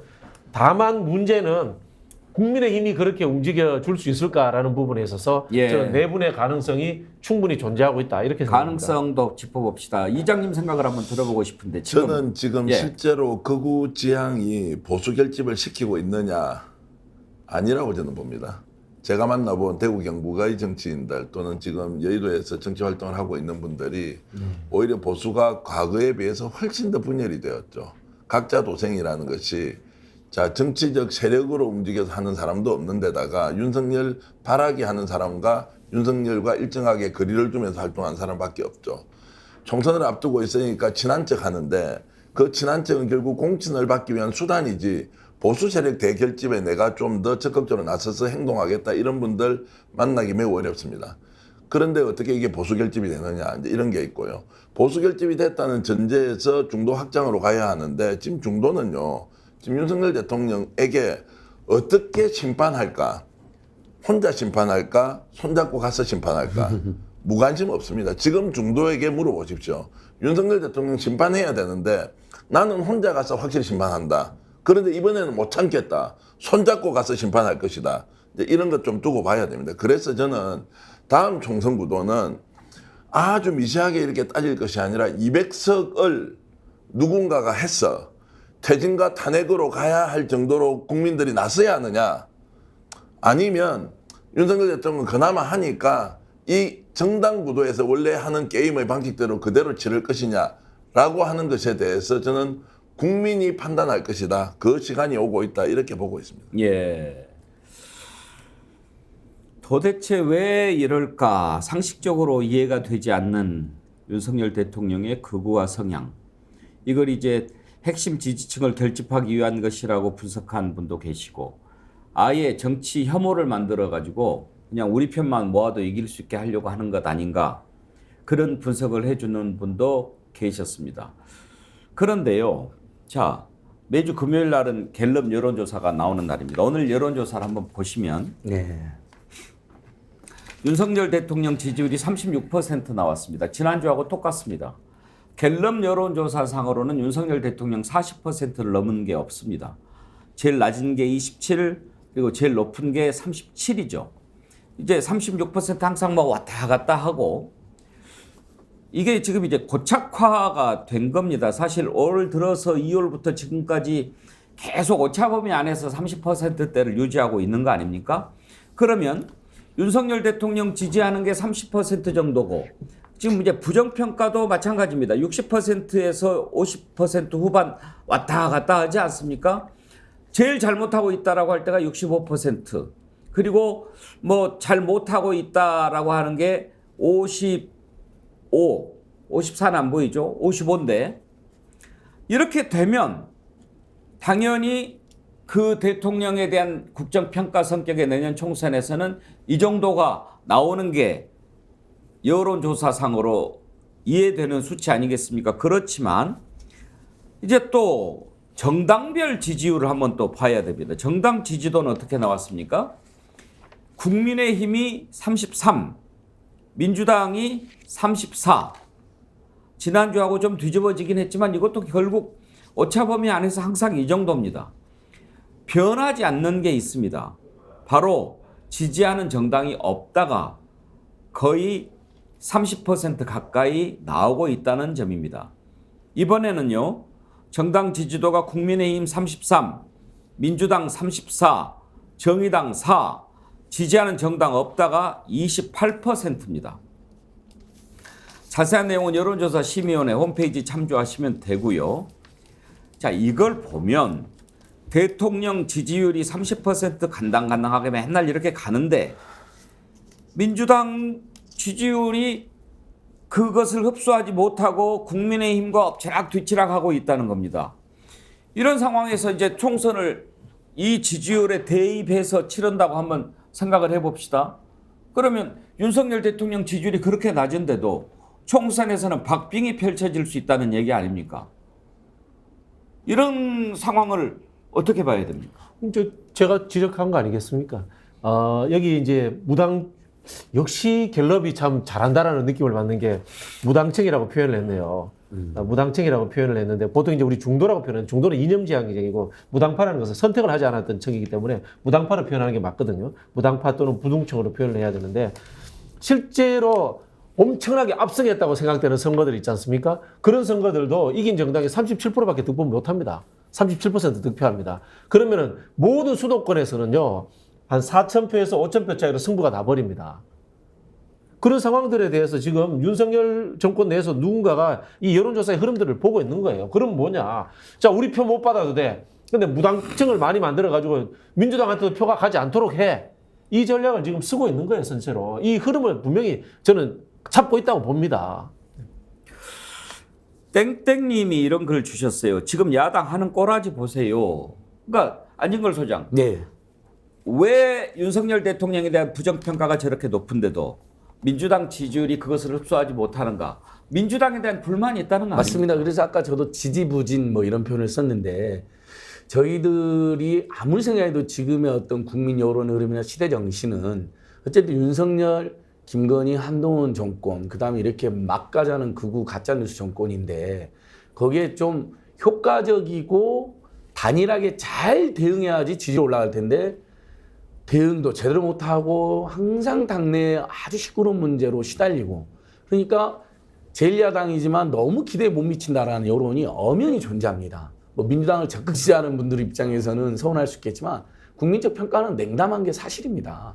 그리고 이제 이낙연 전 대표가 돌아왔으니까 만약에 이재명 대표, 이낙연 전 대표 등이 이제 힘을 합쳐서 이런 문제 효과적으로 대응하면 지지율이 조금 올라가는데 와가지고 이제 사람 일가에서 우려하는 것처럼 계속 당내 이른바 권력투쟁이나 내부 총질에 이런 일이 발생되면 총선 정말 어려울 수도 있습니다. 그러니까 제대로 대응도 못하고 자기끼리만 싸우고 있다. 정말 윤석열도 문제지만 민주당도 싫다. 이런 여론이 광범위하게 있는 게 사실이니까 그걸 저는 제일 먼저 극복해야 된다고 보고요. 그다음에 또 하나 시대정신이나 국민적 과제는 어쨌든 지금 고물가, 고유가, 고금리, 고환율, 고부채, 그다음에 교육비, 직업비, 의료비, 통신비, 이자비, 교통비 정말 이게 극심하거든요. 지금 가계부채가 지금 GDP 대비 103%에 달했고요. 자영업자 부채가 1,000조가 돌파했다는 게 최근에 통계로 확인되었습니다. 그다음에 집집마다 특히 서민 중산층일수록 가처분 소득 대비 부채가 40에서 50%, 그러니까 이자 갚는 비용이 원금하고 아주 위험한 상태거든요. 근데 야당이 이제 그런 문제에 대해서 좀 더 집요하고 아주 실력을 가지고 그 부분을 지적하고 정부나 지자체에 대안을 요구해야 되는데 그런 부분에 있어서도 시원한 게 없으니까 지지부진하다. 그 두 가지를 반드시 개선해야 된다 저는 봅니다. 저는 이제 선거라는 것을 우리가 기본적으로 경험에 의하면 여야 간의 경쟁, 그 일종의 상대평가지 않습니까? 절대평가를 하지 않는 이런 것들이 지금까지는 이제 선거에서 상수였습니다. 저는 윤석열 정부 1년을 지금 경험하면서 총선까지 2년을 우리가 겪게 되면 이런 구도도 바뀔 수 있다. 무슨 말씀이냐면 상대평가로서 국힘을 선택할 거냐 민주당을 선택할 것이냐의 문제가 아니고 윤석열 정권을 어떻게 평가할 것이냐. 그래서 절대평가의 영역에서 민심이 더 이상 대통령 인정 못하겠다. 대통령 받아들이겠다. 이것은 지금 전대미문의 사건이 벌어질 가능성이 높다는 거예요. 왜냐하면 대통령이 저런 극우화된 발언이나 이런 것들이 국민들이 인내할 수 있는 한도라는 게 있단 말입니다. 너무 많이 나갔어요. 실제로 정상적이지 않아요. 의견이 다른 수준이 아니라는 겁니다. 뭔가 심각한 문제가 생길 수도 있다는 겁니다.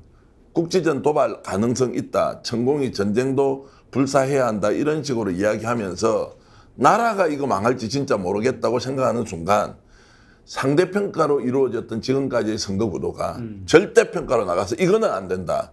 다르게 말씀드리면 밀란이 일어난다니까. 밀란은 과거처럼 뭐 죽창을 들고 나오거나 낫이나 무슨 포크를 들고 나오는 것이 아니라 선거에서 심판을 통해서 이 정권 여기서 끝내자라고 국민들이 나설 수 있다는 겁니다. 그런 가능성이 저는 상당히 있는 상황이라고 봅니다. 제가 민주당 소속이니까요. 요 잠깐 말씀을 좀 드리고 싶은데요. 보통 이제 우리 이제 중도화 전략으로 스윙보트 하는 사람들이 평균적으로 한 3% 정도 됩니다. 그러면 나머지 사람들은 뭐냐? 투표했다가 안 했다가 합니다. 지금 무당파라고 나오는 사람들이 한 28% 되지 않습니까? 이런 사람들은 어떤 사람인지 아세요? 윤석열 대통령 꼴도 보기 싫다 이런 사람들입니다. 윤석열 대통령 꼴도 보기 싫다 이런 사람들인데 민주당이 거기에 대해서 윤석열 정부 정책 뭐 잘못했니 심판하자 이렇게 하면 이 국민들이 동의해 줄까요? 정치는 국민들보다 반발짝 정도는 앞서가야 됩니다. 그러면 뭐야? 민주당은 국민들을 책임진다는 자세로서 윤석열 정권 퇴진시키겠습니다. 이 정도까지 나와야지 이 정치 혐오에 의해서 정치 꼴도 보기 싫은 사람들이 민주당에서 붙어주는 거예요. 근데 민주당이 제대로 안 싸우니까 지금 지지부진한 거예요. 그러니까 전통적 지지층 34%, 35% 여기에서 계속 도토리 키 제거하는 이 상황으로 저는 그대로 갈 거라고 봅니다. 이렇게 가면요. 딱 이렇게 나옵니다. 민주당 145석, 국민의힘 120석 이렇게 나옵니다. 딱 그런 상황으로 가는 거예요, 지금. 이제 조금 다른 의견이면서 좀 보태면 이런 거죠. 과거에는 민주당이 제대로 싸워서 좀 뭔가 야당다운 모습을 보여라는 요구가 있지 않습니까? 네. 옆에 안진걸 소장 지금 거리 투쟁하고 있지만 거리에 지금 나가보십시오. 들어보십시오. 민주당도 못 믿겠다는 거. 너가 치워라. 여의도에서 배지 달고 정말 국민들이 낸 세금 가지고 혈세 빨아먹는 너가 다 빼고 우리가 나서서 이거 심판한다 이번에. 두고 봐라. 너희들 오지 않더라도 우리는 심판한다. 예전에는 연합을 통해서 민주당대로 역할, 야권은 야권의 역할이지 않습니까? 지금 실제로 민심을 여러분들 잘 경청해 보십시오. 아닙니다. 국민의 힘으로, 뭐 여기서 물론 얘기는 국민의힘은 정당 이름이 갑자기 돼버렸는데 진짜 대중의 힘으로 이것을 어떤 식으로 심판해야 한다. 이런 흐름이 여느 때와 비교할 수 없을 정도로 높아지고 있습니다. 근데 이게 근본적으로 3년 차잖아요. 대통령 3년 차면 그 대통령에 대한 심판 성격이 강하죠. 예. 그러니까 중간 평가 비슷한 거가 될 거고요. 그다음에 이제 그 우리 이장님이 자꾸 이제 뭐 국지전 뭐 이런 얘기 하는데 국지전 이런 게 혹여라도 그런 상황이 되면 정부 여당한테 훨씬 유리하죠. 왜냐하면 과거에 어느 정권이든 북풍 이런 게 있었잖아요. 예. 그게 대부분 그 당시의 여당한테 유리합니다. 그렇죠. 안보 위기가 생기면 국가적 위기 상황에는 대통령 쪽에 손을 들어주게 돼 있거든요. 예. 그러니까 저는 그런 상황을 만들지 않기를 바라고요. 또 그런 상황이 없어야 된다고 생각을 하고 있습니다. 그리고 그 민주당 얘기인데 결국은 선택하는 거잖아요. 국민들이. 근데 이제 선택을 할 때도 여당에 대한 심판 성격이 훨씬 강하기 때문에 여당을 찍을 거냐 말 거냐는 선택이 1번일 거예요. 네. 그다음에 두 번째 대안으로 민주당이냐 아니면 제3당이냐 뭐 이렇게 가겠죠. 그러면 민주당이 예를 들어서 상당히 그 대안으로서 혁신도 하고 변화가 있다. 그다음에 뭐 정권을 뺏기긴 했지만 저들이 좀 해보려고 하네? 뭐 좀 달라졌네? 이런 게 보이면 거리 손이 가겠지만 그게 아니고 똑같이 야 아직 멀었어 이러면 결국 손은 다른 데로 가겠죠. 그런 상황으로 보면 결국 내일 당장 선거다. 예? 이렇게 보면요. 저는 냉정하게 보면 국민의힘은 100석 하기도 쉽지가 않아요. 왜냐하면 영남 60석에서 거의 한 뭐 50석 이상 한다고 영남 정도 그 정도 하고 충청도 강원도에서 뭐 한 20석 비례 20석 서울 경기에서 10석 뭐 거의 100석 내외예요. 그래도 115석 나옵니다. 예? 무조건 나옵니다. 100석 내외라고요. 그것도 후하게 쳐진 겁니다, 사실 제가. 왜냐하면 지금 검사 공천이다. 그다음에 청와대 그 대통령하고 가까운 분들이 공천을 받을 것이다. 이런 게 많은데 이분들이 결국 갈 수 있는 곳은 당선이 가능한 서울의 강남이나 영남, PK, TK밖에 없어요. 그러면 TK, PK에 대거 그런 사람들이 공천이 되게 되면 현역 의원들이 전부 출마를 못하게 되잖아요. 그런데 이 현역 의원들이 가만히 있냐고요. 무소속이든 무소속 연대든 뭔가를 만들어서 나오게 되는 상황이 되면 결국은 영남이 위험한 상황이 돼요. 그리고 민주당이 대부분 그 영남에서 지지율이 높아요. 특히 PK 같은 경우는 거의 뭐 40%가 넘어가기 때문에 민주당한테 뺏길 가능성도 있어요. 표가 분열을 하게 되면. 이런 위험들도 도사리고 있는 상황이기 때문에 지금 현재 내일 당장 선거를 한다. 이 구도로 그러면 민주당이 훨씬 유리한 구도다라고 보여지는 겁니다. 이제 김철근 소장님 말씀이 맞는데 이거는 이제 공학적 분할, 공학이 나쁘다는 게 아닙니다. 공학적 분할로 보면 이제 이런 흐름으로 가는데 실제로 이제 국민적 공감대를 형성하려면요. 박근혜보다도 더 하잖아. 끌어내려야 돼. 이렇게 해야지 우리 100만 명이 촛불 집회 광화문 나와서 투표하는 거예요. 지금처럼 아이고 우리 윤석열 정부 심판해가지고 정신 못 차린다고 이미 국민들은 판단했어요. 그런 상황인 거고 지금 우리 이제 여론조사에 맹점이 존재하는 게 이게 있습니다. 우리 국민들의 30%에서 35% 정도는 여론조사에서도 응하지 않을 만큼 정치 혐오와 냉소가 원래 자리 잡고 있어요. 이분들은 근데요, 의무투표를 하잖아요. 의무투표를 하면 무조건 현 정권을 안 찍는 사람들이에요. 근데 이 사람들을 투표장으로 몰아내야 되잖아요. 몰아내려면 뭐겠어요? 혐오를 넘어설 수 있는 극단적인 조음, 환호를 만들어줘야 되거든요. 그 환호가 뭐겠어요? 짜증나는 거 안 보게 해주겠다는 약속이지 않습니까? 네. 그런 부분에서 저는 야당이 윤석열 끌어내리겠다는 이야기를 해야지만이 저는 그런 사람들까지도 끌어내고 국민 70%를 막 모을 수 있다. 이런 생각이 들어요. 만약에 민주당이 그렇게 나가잖아요. 예? 그러면 그건 엄청난 역풍이 불 거예요. 확고한 팩트가 있어야 돼요. 그 팩트 없이 그냥 뭉뚱그려서 그러니까 정권 심판까지야 뭐 정치적 구호니까 할 수가 있는 거죠. 끌어내리겠다는 결국 탄핵인데 그 탄핵을 확실한 팩트 없이 걸었다. 그건 우리 국민들이요. 노무현 탄핵 기억하시죠? 완벽한 역풍이 불어서 열린우리당을 150석 넘게 만들어준 게 있어요. 그러니까 민주당이 그런 고려 없이 만약에 박지원 원장님처럼 그렇게 해주시면 국민의힘은 웃을 거예요, 속으로. 여기에 대해서 제가 반론을 제기할게요. 민주당에는 역풍이 불지 않습니다. 왜냐면요, 민주당의 역사라는 게 군사정권과 독재정권에서 얻어맞는 역사였거든. 국민들은 민주당이 늘 사회적 약자였다라고 생각을 합니다. 지금도 사실은 검찰 독재정권에서 얻어맞고 있잖아요. 그런 부분이 있기 때문에 얻어맞는 사람들이 강하게 나온다고 해가지고 역풍이 부는 일은 없다. 다만 조건부가 존재합니다. 말씀하신 것처럼 민주당이 혁신해서 잘라낼 사람 잘라내야 되고요. 좀 더 낮고 겸허한 자세로서 읍소하듯이 그런 전략으로 가야 되지. 우리 169석이니까 힘으로 몰아붙이겠다. 이러면 싫어하겠죠. 그거는 이제 섬세한 부분이 존재합니다. 훌륭한 정치 지도자라면 지금 국민들에게 정치적 이해득실의 문제를 떠나서 윤석열 대통령이 남아있는 임기 4년을 안전하게 해서 대한민국을 이끌어 가도록 하는 것이 좋으냐, 아니면 지금까지 해왔던 걸로 봤을 때는 더 이상 대통령의 자격을 상실했다라고 하는 것이 좋으냐. 우리가 가장 존경하는 정치인들을 회고하면서 여러분 생각 한번 해보십시오. 나는 그것이 정치공학적 이해득실의 문제를 떠나서 지금 정말 대한민국을 걱정하고 애국하고 발전시키겠다고 마음 먹는 정치 지도자들이 윤석열 대통령 계속 대통령 하면 좋겠습니까? 아니면 여기에서 끝내는 게 좋겠습니까? 이 질문을 하고 스스로 답하고 그 결과를 국민들에게 알려야 한다고 저는 봅니다. 제가 그 예를 들어 볼게요. 김대중 대통령이 전두환 정권 심판하자고 했습니까? 견제하자고 한 적 없어요. 군사정권 퇴진하자고 이야기했습니다. 그 엄중한 시기에서도. 그러나 국민들은 그 퇴진하자는 이야기 자체를 어떻게 받아들이냐면은 투표해서 몰아내자로 해석을 해서 행동을 해주는 겁니다. 김대중 대통령이 늘 그 이야기 하잖아요. 정치인은 국민보다 반발짝만 앞서 나가라. 그거는 사실 극단적인 사람들을 견제하기 위해서 했는데 지금 민주당은 반발 뒤쳐져 가고 있잖아요. 국민보다 뒤쳐져 가고 있는 게 지금 민주당이에요, 지금. 그러니까 만약에 탄핵이나 이제 퇴진을 추진하겠다, 총선 압수를 통해서 이제 김정일 시장 말씀처럼 역풍의 가능성도 일부 있죠.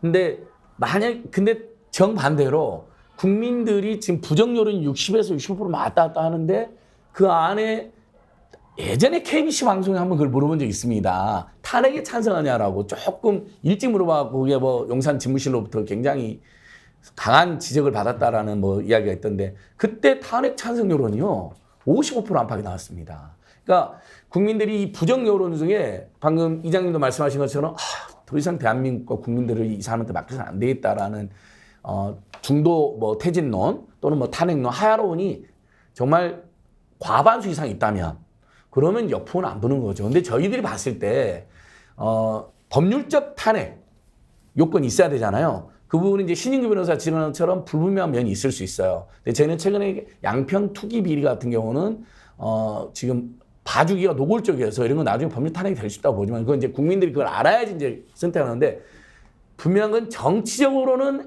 정말 이제 더 이상 저 사람 못 맡긴다라는 여론이 총선 전후에서 저는 더 많이 형성될 거라고 봅니다. 그래서 큰 역풍은 안 불 거라고 봅니다. 근데 그건 잘 봐야 될 게요. 그 노무현 대통령이 집권 2년 차에 지지율이 25%였어요.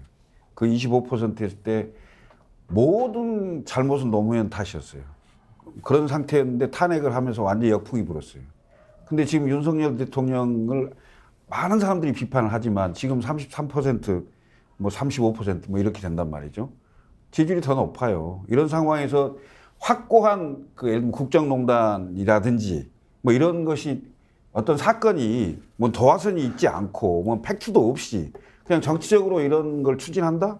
그건 굉장히 위험한 거죠. 제가 봤을 때는. 자, 요때 박근혜 대통령 탄핵 순서를 한번 말씀드릴게요. 국정조사가 먼저 일어납니다. 네. 국정조사 때까지만 해도 그 저기 뭡니까 최순실 씨 그다음에 그 저 말 이거 삼성에서 이런 게 증거 없었어요. 그냥 썰에 불과했어요. 썰에 불과했었는데 박근혜 대통령이 2016년 공천을 잘못함으로 인해서 국민의힘 당시 정당 이름 새누리당 내부에 반란자가 생기면서 국정조사에 동의를 해줍니다. 국정조사를 하다 보니까 조금씩 제보들이 오는 거예요. 노승일 씨도 있고 그다음에 고영태도 제보를 하고 뭐 사람들이 제보를 합니다. 그러니까 민주당이 뭘로 가냐면 그다음에 저걸로 가요. 특검으로 가요. 특검을 가고 탄핵은 그 한참 뒤에 일어납니다. 한참 뒤에 일어납니다. 이 결국은 뭐냐면은 정치적 변동 상황에서 누군가가 이 강한 열망을 가지고 먼저 응집력 있게 쳐들어가야지 증거들도 나오는 거고 법적인 부분들도 제보가 나오고 그다음에 검찰 내부에서 흔들림도 있고 이런 일들이 생기는 거예요. 그게 정치인들이 해야 될 역할인 거예요. 그러니까 그 지점은 맞는데요. 무슨 얘기냐면 결국은 그 퇴진과 탄핵은 한참 뒤의 일이에요. 근데 총선을 앞두고 뭐 제가 뭐 민주당이 이렇게 해라 저렇게 해라 한 건 아닌데 만약에 그렇게 민주당이 정치적인 구호를 걸고 나온다면 정부 여당으로서는 후폭풍 때문에 훨씬 더 앉아서 꽃놀이패처럼 선거를 치를 수 있는 구조가 되기 때문에 잘 선택을 하라는 취지의 얘기입니다. 예. 충분히 뭐 김정은 실장님의 감사한 조언 지적도 일리가 있습니다. 왜냐하면 제가 퇴진 탄핵을 적극적으로 추천하는 사람이잖아요. 그 그룹의 대변자인데 그런데 그래도 김정은 시장님 생각하는 분들의 의견까지 제가 감안해야 됩니다. 그렇죠. 그래야 역풍은 최소화할 수 있는 거잖아요. 그러니까 굉장히 중요한 좋은 충고라고 저는 생각. 근데 이제 팩트 이제 김정은 시장 이야기하셨는데 최근에 이제 앞으로 김건희 주가조사 특검 같은 거 그다음에 제가 다시 한번 양평비를 이야기하는데 분명히 최은순과 김건희가 주도하는 사람들 김건희 오빠를 지금 기소견으로 경찰에 보냈거든요. 그 수사 책임자가 대통령 취임식에 초대를 받았었고요. 그리고 어제 원희룡 장관이 국회에서 깜짝 놀라가지고 그 최은순 김건희 일가 땅이 잔뜩 있는 곳을 지금 고속도로가 정책 급 변경해가지고 그 국회에서 정책을 원희룡 화들짝 놀라고 그렇게는 안 될 거라고 이야기를 합니다. 근데 그 전에 국토부랑 양평군이 그걸 추진한 게 적발이 됐습니다. 이제 이런 것은 그러니까 지금 확장된 패트라고 제가 말씀은 안 드리겠지만 이런 것들이 예를 들면 방금 박진영 부원장이 말한 것처럼 특검을 통해서든 국회 국정조사든 야당의 맹활약을 통해서든 드러나잖아요. 그럼 여론이란 게 지금보다 훨씬 더 폭발할 수도 있는 겁니다. 그러니까 야당에 그래서 들판에 서 있는 야당의 전투적인 활동, 체란 활동이 매우 중요한 거죠. 그에 따라서 역풍이 최소화될 수도 있는 겁니다. 저는 이제 민주당 내에서 이거를 퇴진이라는 용어를 써서 가느냐 또는 탄핵이라는 용어를 써서 가느냐 이것은 좀 부차적인 문제 같아요. 지금 민심이 대통령을 인정할 것이냐 말 것이냐 저도 제가 지금 세상살이 하면서 대통령을 인정할 것인지 말 것인지를 2023년도에 고민할 것이라고는 단 한 번도 상상을 한 적이 없는데 저도 인정을 못한 쪽으로 가고 있단 말이에요. 혼자 가서 표를 찍는 것이 아니라 나 손잡고 가야 되겠다. 사돈의 팔종까지 연락 다 해야 되겠다 생각을 하고 있는데 어쨌든 그런 상황을 고려했을 때 민심의 향배가 어떻게 되느냐가 가장 중요하다고 보는 거예요. 민주당이 선거 전략 전술로서 퇴진이나 탄핵을 외칠 거냐 말 것이냐는 것은 저는 부차적인 문제인 것 같고요. 지금 드러나 있는 내용들을 가지고 국민들이 어떤 판단을 할 것이냐. 왜냐하면 민주당도 절대적으로 믿을 수도 없다. 상대적으로 인정은 하나 그 사람을 믿고 정치할 수 없다는 그 중도층의 민심도 엄연히 존재하기 때문에 그래서 저는 더 우리가 주목해야 될 부분이 자, 안진걸 소장처럼 거리에 나가서 윤석열 정부가 하고 있는 거를 그대로 국민들에게 알려주는 일, 또 저희들 스픽스와 같은 비록 부족하고 아주 미약하지만 여기에서 뭐가 옳고 바르고 상식적인 것인지를 끊임없이 이야기하는 이 과정, 여기에서 마지막 믿어야 될 것은 우리 국민이다, 주권자다, 민심이다, 이런 생각으로 각자의 위치에서 최선을 다하는 수밖에 없다. 저는 그것이 더 우선이라고 봅니다. 근데 저희는 이제 정당이라는 정치를 하는 영역에 있으니까요. 결국 이런 것 같아요. 민주당이 윤석열 정부를 비난하고 조롱하고 이런 거 안 해야 돼요. 김건희 여사에 대한 뭐 조롱, 뭐 있잖아요. 윤석열 대통령의 조롱이 의미 없어요. 결국은 뭐냐면은 법률적인 문제들, 그다음에 국회에서 있는 절차에 의한 것들로 찾아내야 되는 거예요. 그래야지만 실제로 제대로 된 어떤 절차적 뭐 퇴진이든 탄핵이든 갈 수 있는 것이다. 이런 말씀을 드리고 싶고요. 우리 정치 이제 선거 전략 이론에서 두 가지 이야기 많이 하잖아요. 밴드웨건이냐 언더독이냐 이런 이야기를 하는데 그게 이제 역풍 이론인데 결국은 밴드웨건이 대세입니다. 밴드웨건이 본질적인 승기를 잡는 것이고 언더독이라고 하는 것은 부차적인 부분이에요. 그래서 이기는 쪽에 국민은 더 큰 박수를 보내게 돼 있습니다. 내년 총선 전망까지 자연스럽게 얘기가 이어졌는데요. 아까 말씀드린 것과 관련해서 신동아에서 내년 총선 국민의힘 170, 민주당 120 얻는다? 이렇게 제목을 뽑았어요. 그러니까 이제 쭉 기사를 읽어보면 제목 뒤에 물음표를 썼지만 느낌표로 쓴 것 같은 기사예요.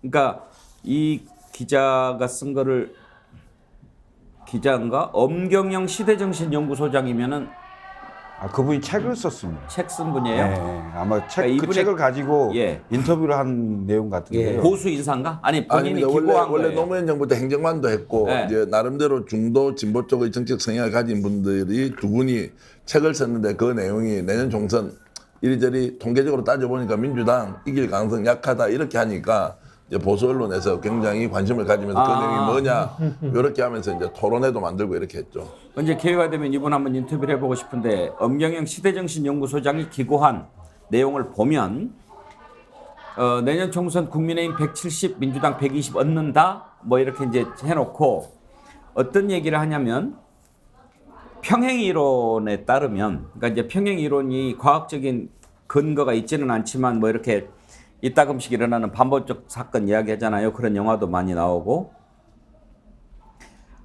2000년대 이후 총선 결과를 분석을 했는데 2004년에 범진보 진영이 대승을 거뒀어요. 그때 299석 가운데 171석 열린우리당, 민주노동당, 새천년민주당 그랬다가 4년 뒤에 2008년에는 범보수 진영이 승리를 해요. 그때는 299석 가운데 185석 한나라당, 자유선진당, 친박연대. 그랬다가 4년 뒤에 2020년에는 다시 범진보 진영이 186석으로 승리를 해요. 더불어민주당, 더불어시민당, 정의당. 그러면 이번에는 그 평행 이론으로 따른다면 이제 보수 진영이 승리할 차례다라고 보는 시각이 있다. 본인이 그렇다는 건 아니고. 그렇게 이제 하면서 지금 윤석열 대통령 지지율이 35%에서 40% 사이에서 오르내리지만 이게 꼭 민주당에 유리한 것만은 아니다. 왜? 2030 남성은 여전히 국민의힘을 떠나지 않고 있다. 이게 본인이 지은 MZ세대 한국생각이라는 책에서 쓴 거고요. 민주당은 그러면 왜 어렵냐? 투표율이 넘사벽이다. 이런 지적을 합니다. 그러니까 지난번 전국 지방선거에서 국민의힘이 압승한 게 투표율은 50.9%로 2018년보다 낮았지만 60대 이상 유권자 비중이 높아져서 상대적으로 민주당이 불리했다. 그런 분석을 한 거예요. 제가 보기에는 민주당의 경각심을 일으키기 위한 그런 의도를 갖고 쓴 것 그런 같다. 의도와 분석인 것 같아요. 왜냐하면 그 총선의 기본적인 성격 자체가 정권에 대한 심판 성격이 있는 건데 그게 우선 좀 간과된 것 같고요. 그다음에 그 한 번씩 왔다 갔다 한 걸로 분석을 한 것 같은데 꼭 그렇지만도 않아요. 그 과거 10년 전에는 그 민주당 그러니까 보수 정권이 그 연달아 3번 그 2006년, 2007년, 2008년을 2012년까지도 그러니까 전국 선거를 다 그 휩쓸었잖아요. 그리고 10년 후에는 민주당 계열이 또 2016년, 17년, 18년 이렇게 휩쓸었고 그 단촉이 깨지게 된 게 이제 오세훈, 박형준 보궐선거부터 이제 흐름이 바뀌었고 그 흐름이 바뀐 것 중에 이제 획기적인 게 30대 영선의 야당 대표, 당시의 야당 대표 이준석 대표가 나오면서 지형 자체가 굉장히 많이 바뀌게 된 거죠. 왜냐? 변화를 어느 쪽이 더 할 수 있겠느냐고 봤을 때는 당시에 야당이 더 변화할 수 있겠다고 생각을 한 거니까 그렇게 해서 대선 지방선거까지 왔어요. 그러면 이제 순서대로 본다면 총선이잖아요. 총선으로 보면 여당이 더 유리해야 돼요. 그리고 집권 초기 때문에 물론 허니문 기간은 지나긴 했지만 그래도 집권 세력이 상당히 득점을 할 수 있는 시기이기 때문에 훨씬 유리하게 맞이해야 되는데 훨씬 걱정하는 지점이 많아지는 상황으로 거꾸로 바뀌었다 이 소리입니다. 저는. 그 한국의 정치 평론하는 사람들이 중도가 뭔지 잘 모르고 이제 대충 이야기하는 경향이 있는데요. 제가 이제 한 몇 년 동안 이제 정당에 근무할 때 중도 프로젝트를 해봤어요. 대한민국에 시뮬레이션을 의무 투표제를 도입을 한다라고 한번 해봤거든요. 투표를 하니까 무조건 진보가 우세해요. 그럼 이야기가 뭐냐? 투표율의 마술인 거예요. 투표 안 하는 사람들이 대부분이 중도거든요. 근데 이 중도라는 사람들이 시니컬해요. 그다음에 리버럴해요. 근데 이 사람들이 시니컬하다, 리버럴하다는 것은 현 상황에 대해서 비판적이라는 뜻이에요. 그럼 이 사람들이 또 신상품을 좋아해요. 안철수 나오면 안철수 찍고, 박찬종 나오면 박찬종 찍고, 이인재 나오면 이인재 찍고, 이런 사람들이에요. 결국은 뭐냐면은 중도라고 하는 사람들의 포션이 보수로 갈 확률은 상당히 낮다라는 겁니다. 그래서 결국은 민주당은 투표율을 높이는 전략, 이 시니컬하고 정치의 모에 빠져있는 사람들 투표장으로 끌어올리는 전략을 해서 투표율을 높이면은 상대적으로 민주당은 늘 유리하다라는 결론에 이른다는 거예요. 그러니까 투표라는 게 여러 동인이 있잖아요. 사람 투표장 갈 때, 안 갈 때. 근데 최근 대한민국 투표에서 상당히 많이 확인된 게 혼쭐 내러 가는 투표가 많지 않았나요? 저는 이제 엄경영 선생님이 평소에 쓴 글도 저도 많이 읽었는데 아마 포지션은 중도 온건 진보 쪽이실 거예요. 그래서 민주당에 대한 어떤 안일함, 또 민주당이 제대로 하지 못한 지적을 상당히 담아주신 거로 저는 이제 이해를 하고요. 그러나 내년 총선은 정확히 집권 딱 만 2년이 가까워진 때입니다. 이미 지금 누적되는 불만이 내년에 완화된다면 모를까. 사실 지금 윤석열 정권이 하는 행태를 봤을 때는 내년 5월 총선 전까지 나쁜지 계속 될 겁니다. 실망스러운지. 그러면 저는 아주 혼쭐 내는 투표로 가자는 광범위 흐름이 있을 거다. 이건 제 주관적인 바람이기도 하지만 객관적으로도 민심이 그렇게 흘러갈 가능성이 매우 높다고 봅니다. 이제 각자 토론자마다 좀 다른 의견을 내고 있으니까 이제 1년 뒤에 실제 총선 결과를 놓고 1년 전에 우리가 예측했던 걸 정말 되돌려 봤을 때 어떤 게 맞는지, 그것이 맞기 때문에 잘했다거나 또 맞지 않기 때문에 잘못됐다는 것이 아니라 어쨌든 시청자 여러분들이 판단하는데 도움이 되도록 했으면 좋겠고요. 제가 이런 말씀 좀 드리고 싶습니다. 할머니가 일자무식이었어요. 그런데 이 할머니는 이 집안에 어떤 일이 일어날 건지 당신의 감각과 경험과 그다음에 날씨의 상황과 이런 걸 보고 자식은 글도 알고 문자도 알고 통계도 알고 이렇게 저렇게 해서 막 하는데 야 이건 안 된다. 집안에 큰 풍파가 올 것 같다. 그거 좀 안 해야 되겠다. 이런 이야기를 했던 그 지혜를 한번 생각해 보십시오. 저는 지금 이 상황이 매우 안정적인 정치 구도 하에서 우리 국민들이 자신이 생각하는 논리적 근거에 의해서 그냥 이렇게 문답하듯이 평가할 수 있는 상황이냐, 아니면 그것을 훨씬 더 뛰어넘는 정치적 상황이 벌어졌는데 이건 아닌데 이거 막아야 되는데 이거 심판해야 되는데 이런 쪽으로 가는 국면인지는 저도 지금은 답을 할 수 없지만 내년에 아마 정치적 상황은 그 할머니의 지혜가 맞듯이 세상은 뒤집어진다. 그래서 정신 똑바로 차리고 이 흔들리는 세계에서 어떻게 당신이 살아남을 것인지 고민해라 라는 지혜와 같은 그런 대혼란의 상황이 저는 올 수 있다고 봅니다. 근데 한 가지 변수가 있을 수 있어요. 국민의힘의 현재 지도부로 제가 보기에는 총선 가기는 어렵다고 보는데 찬바람 불고 연말 연초가 되면 국민의힘 내부의 변화가 어느 정도 파괴력이 있느냐에 따라서 총선 변수가 될 수 있다. 예, 오늘 토론은 이 정도 하지요. 당초에는 이런 상황에서 이제 제3지대 출연이 몇 가지가 좀 생겼는데 그것까지 짚어보려고 했는데 워낙 토론이 뜨겁게 진행되다 보니까 그 부분은 오늘 다루지는 못했습니다. 봐서 다음 주에 좀 더 몇 가지 움직임이 있으면 합쳐서 하도록 하지요. 갈수록 극우화돼가는 윤석열 대통령 왜 그럴까? 내년 총선과 연계해서 생각을 해봤는데 몇 가지 짚히는 부분도 있었고요. 이런 상황에서 내년 총선은 어떻게 치러질까 하는 전망 함께 해봤습니다. 우리 국민들이 어떤 판단을 할지 정말 궁금하지만 내년 총선은 정말 대한민국의 운명을 가를 중요한 선거가 될 것 같다 하는 생각은 변함이 없습니다. 소개를 좀 해드리고 마치도록 하겠습니다.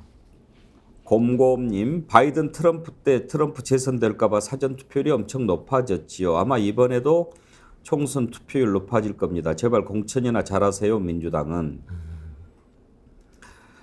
김나경님, 이 나라는 보수와 진보로 나누면 안 됩니다. 상식과 몰상식, 사익과 공익, 끼리끼리 세력과 공동체 세력 이렇게 나눠 불러야 합니다. 이 나라에 보수가 어디 있나요? 일본국 이익이 국익인 세력이 어떻게 대한민국 보수인가요? 이런 글 주셨고요.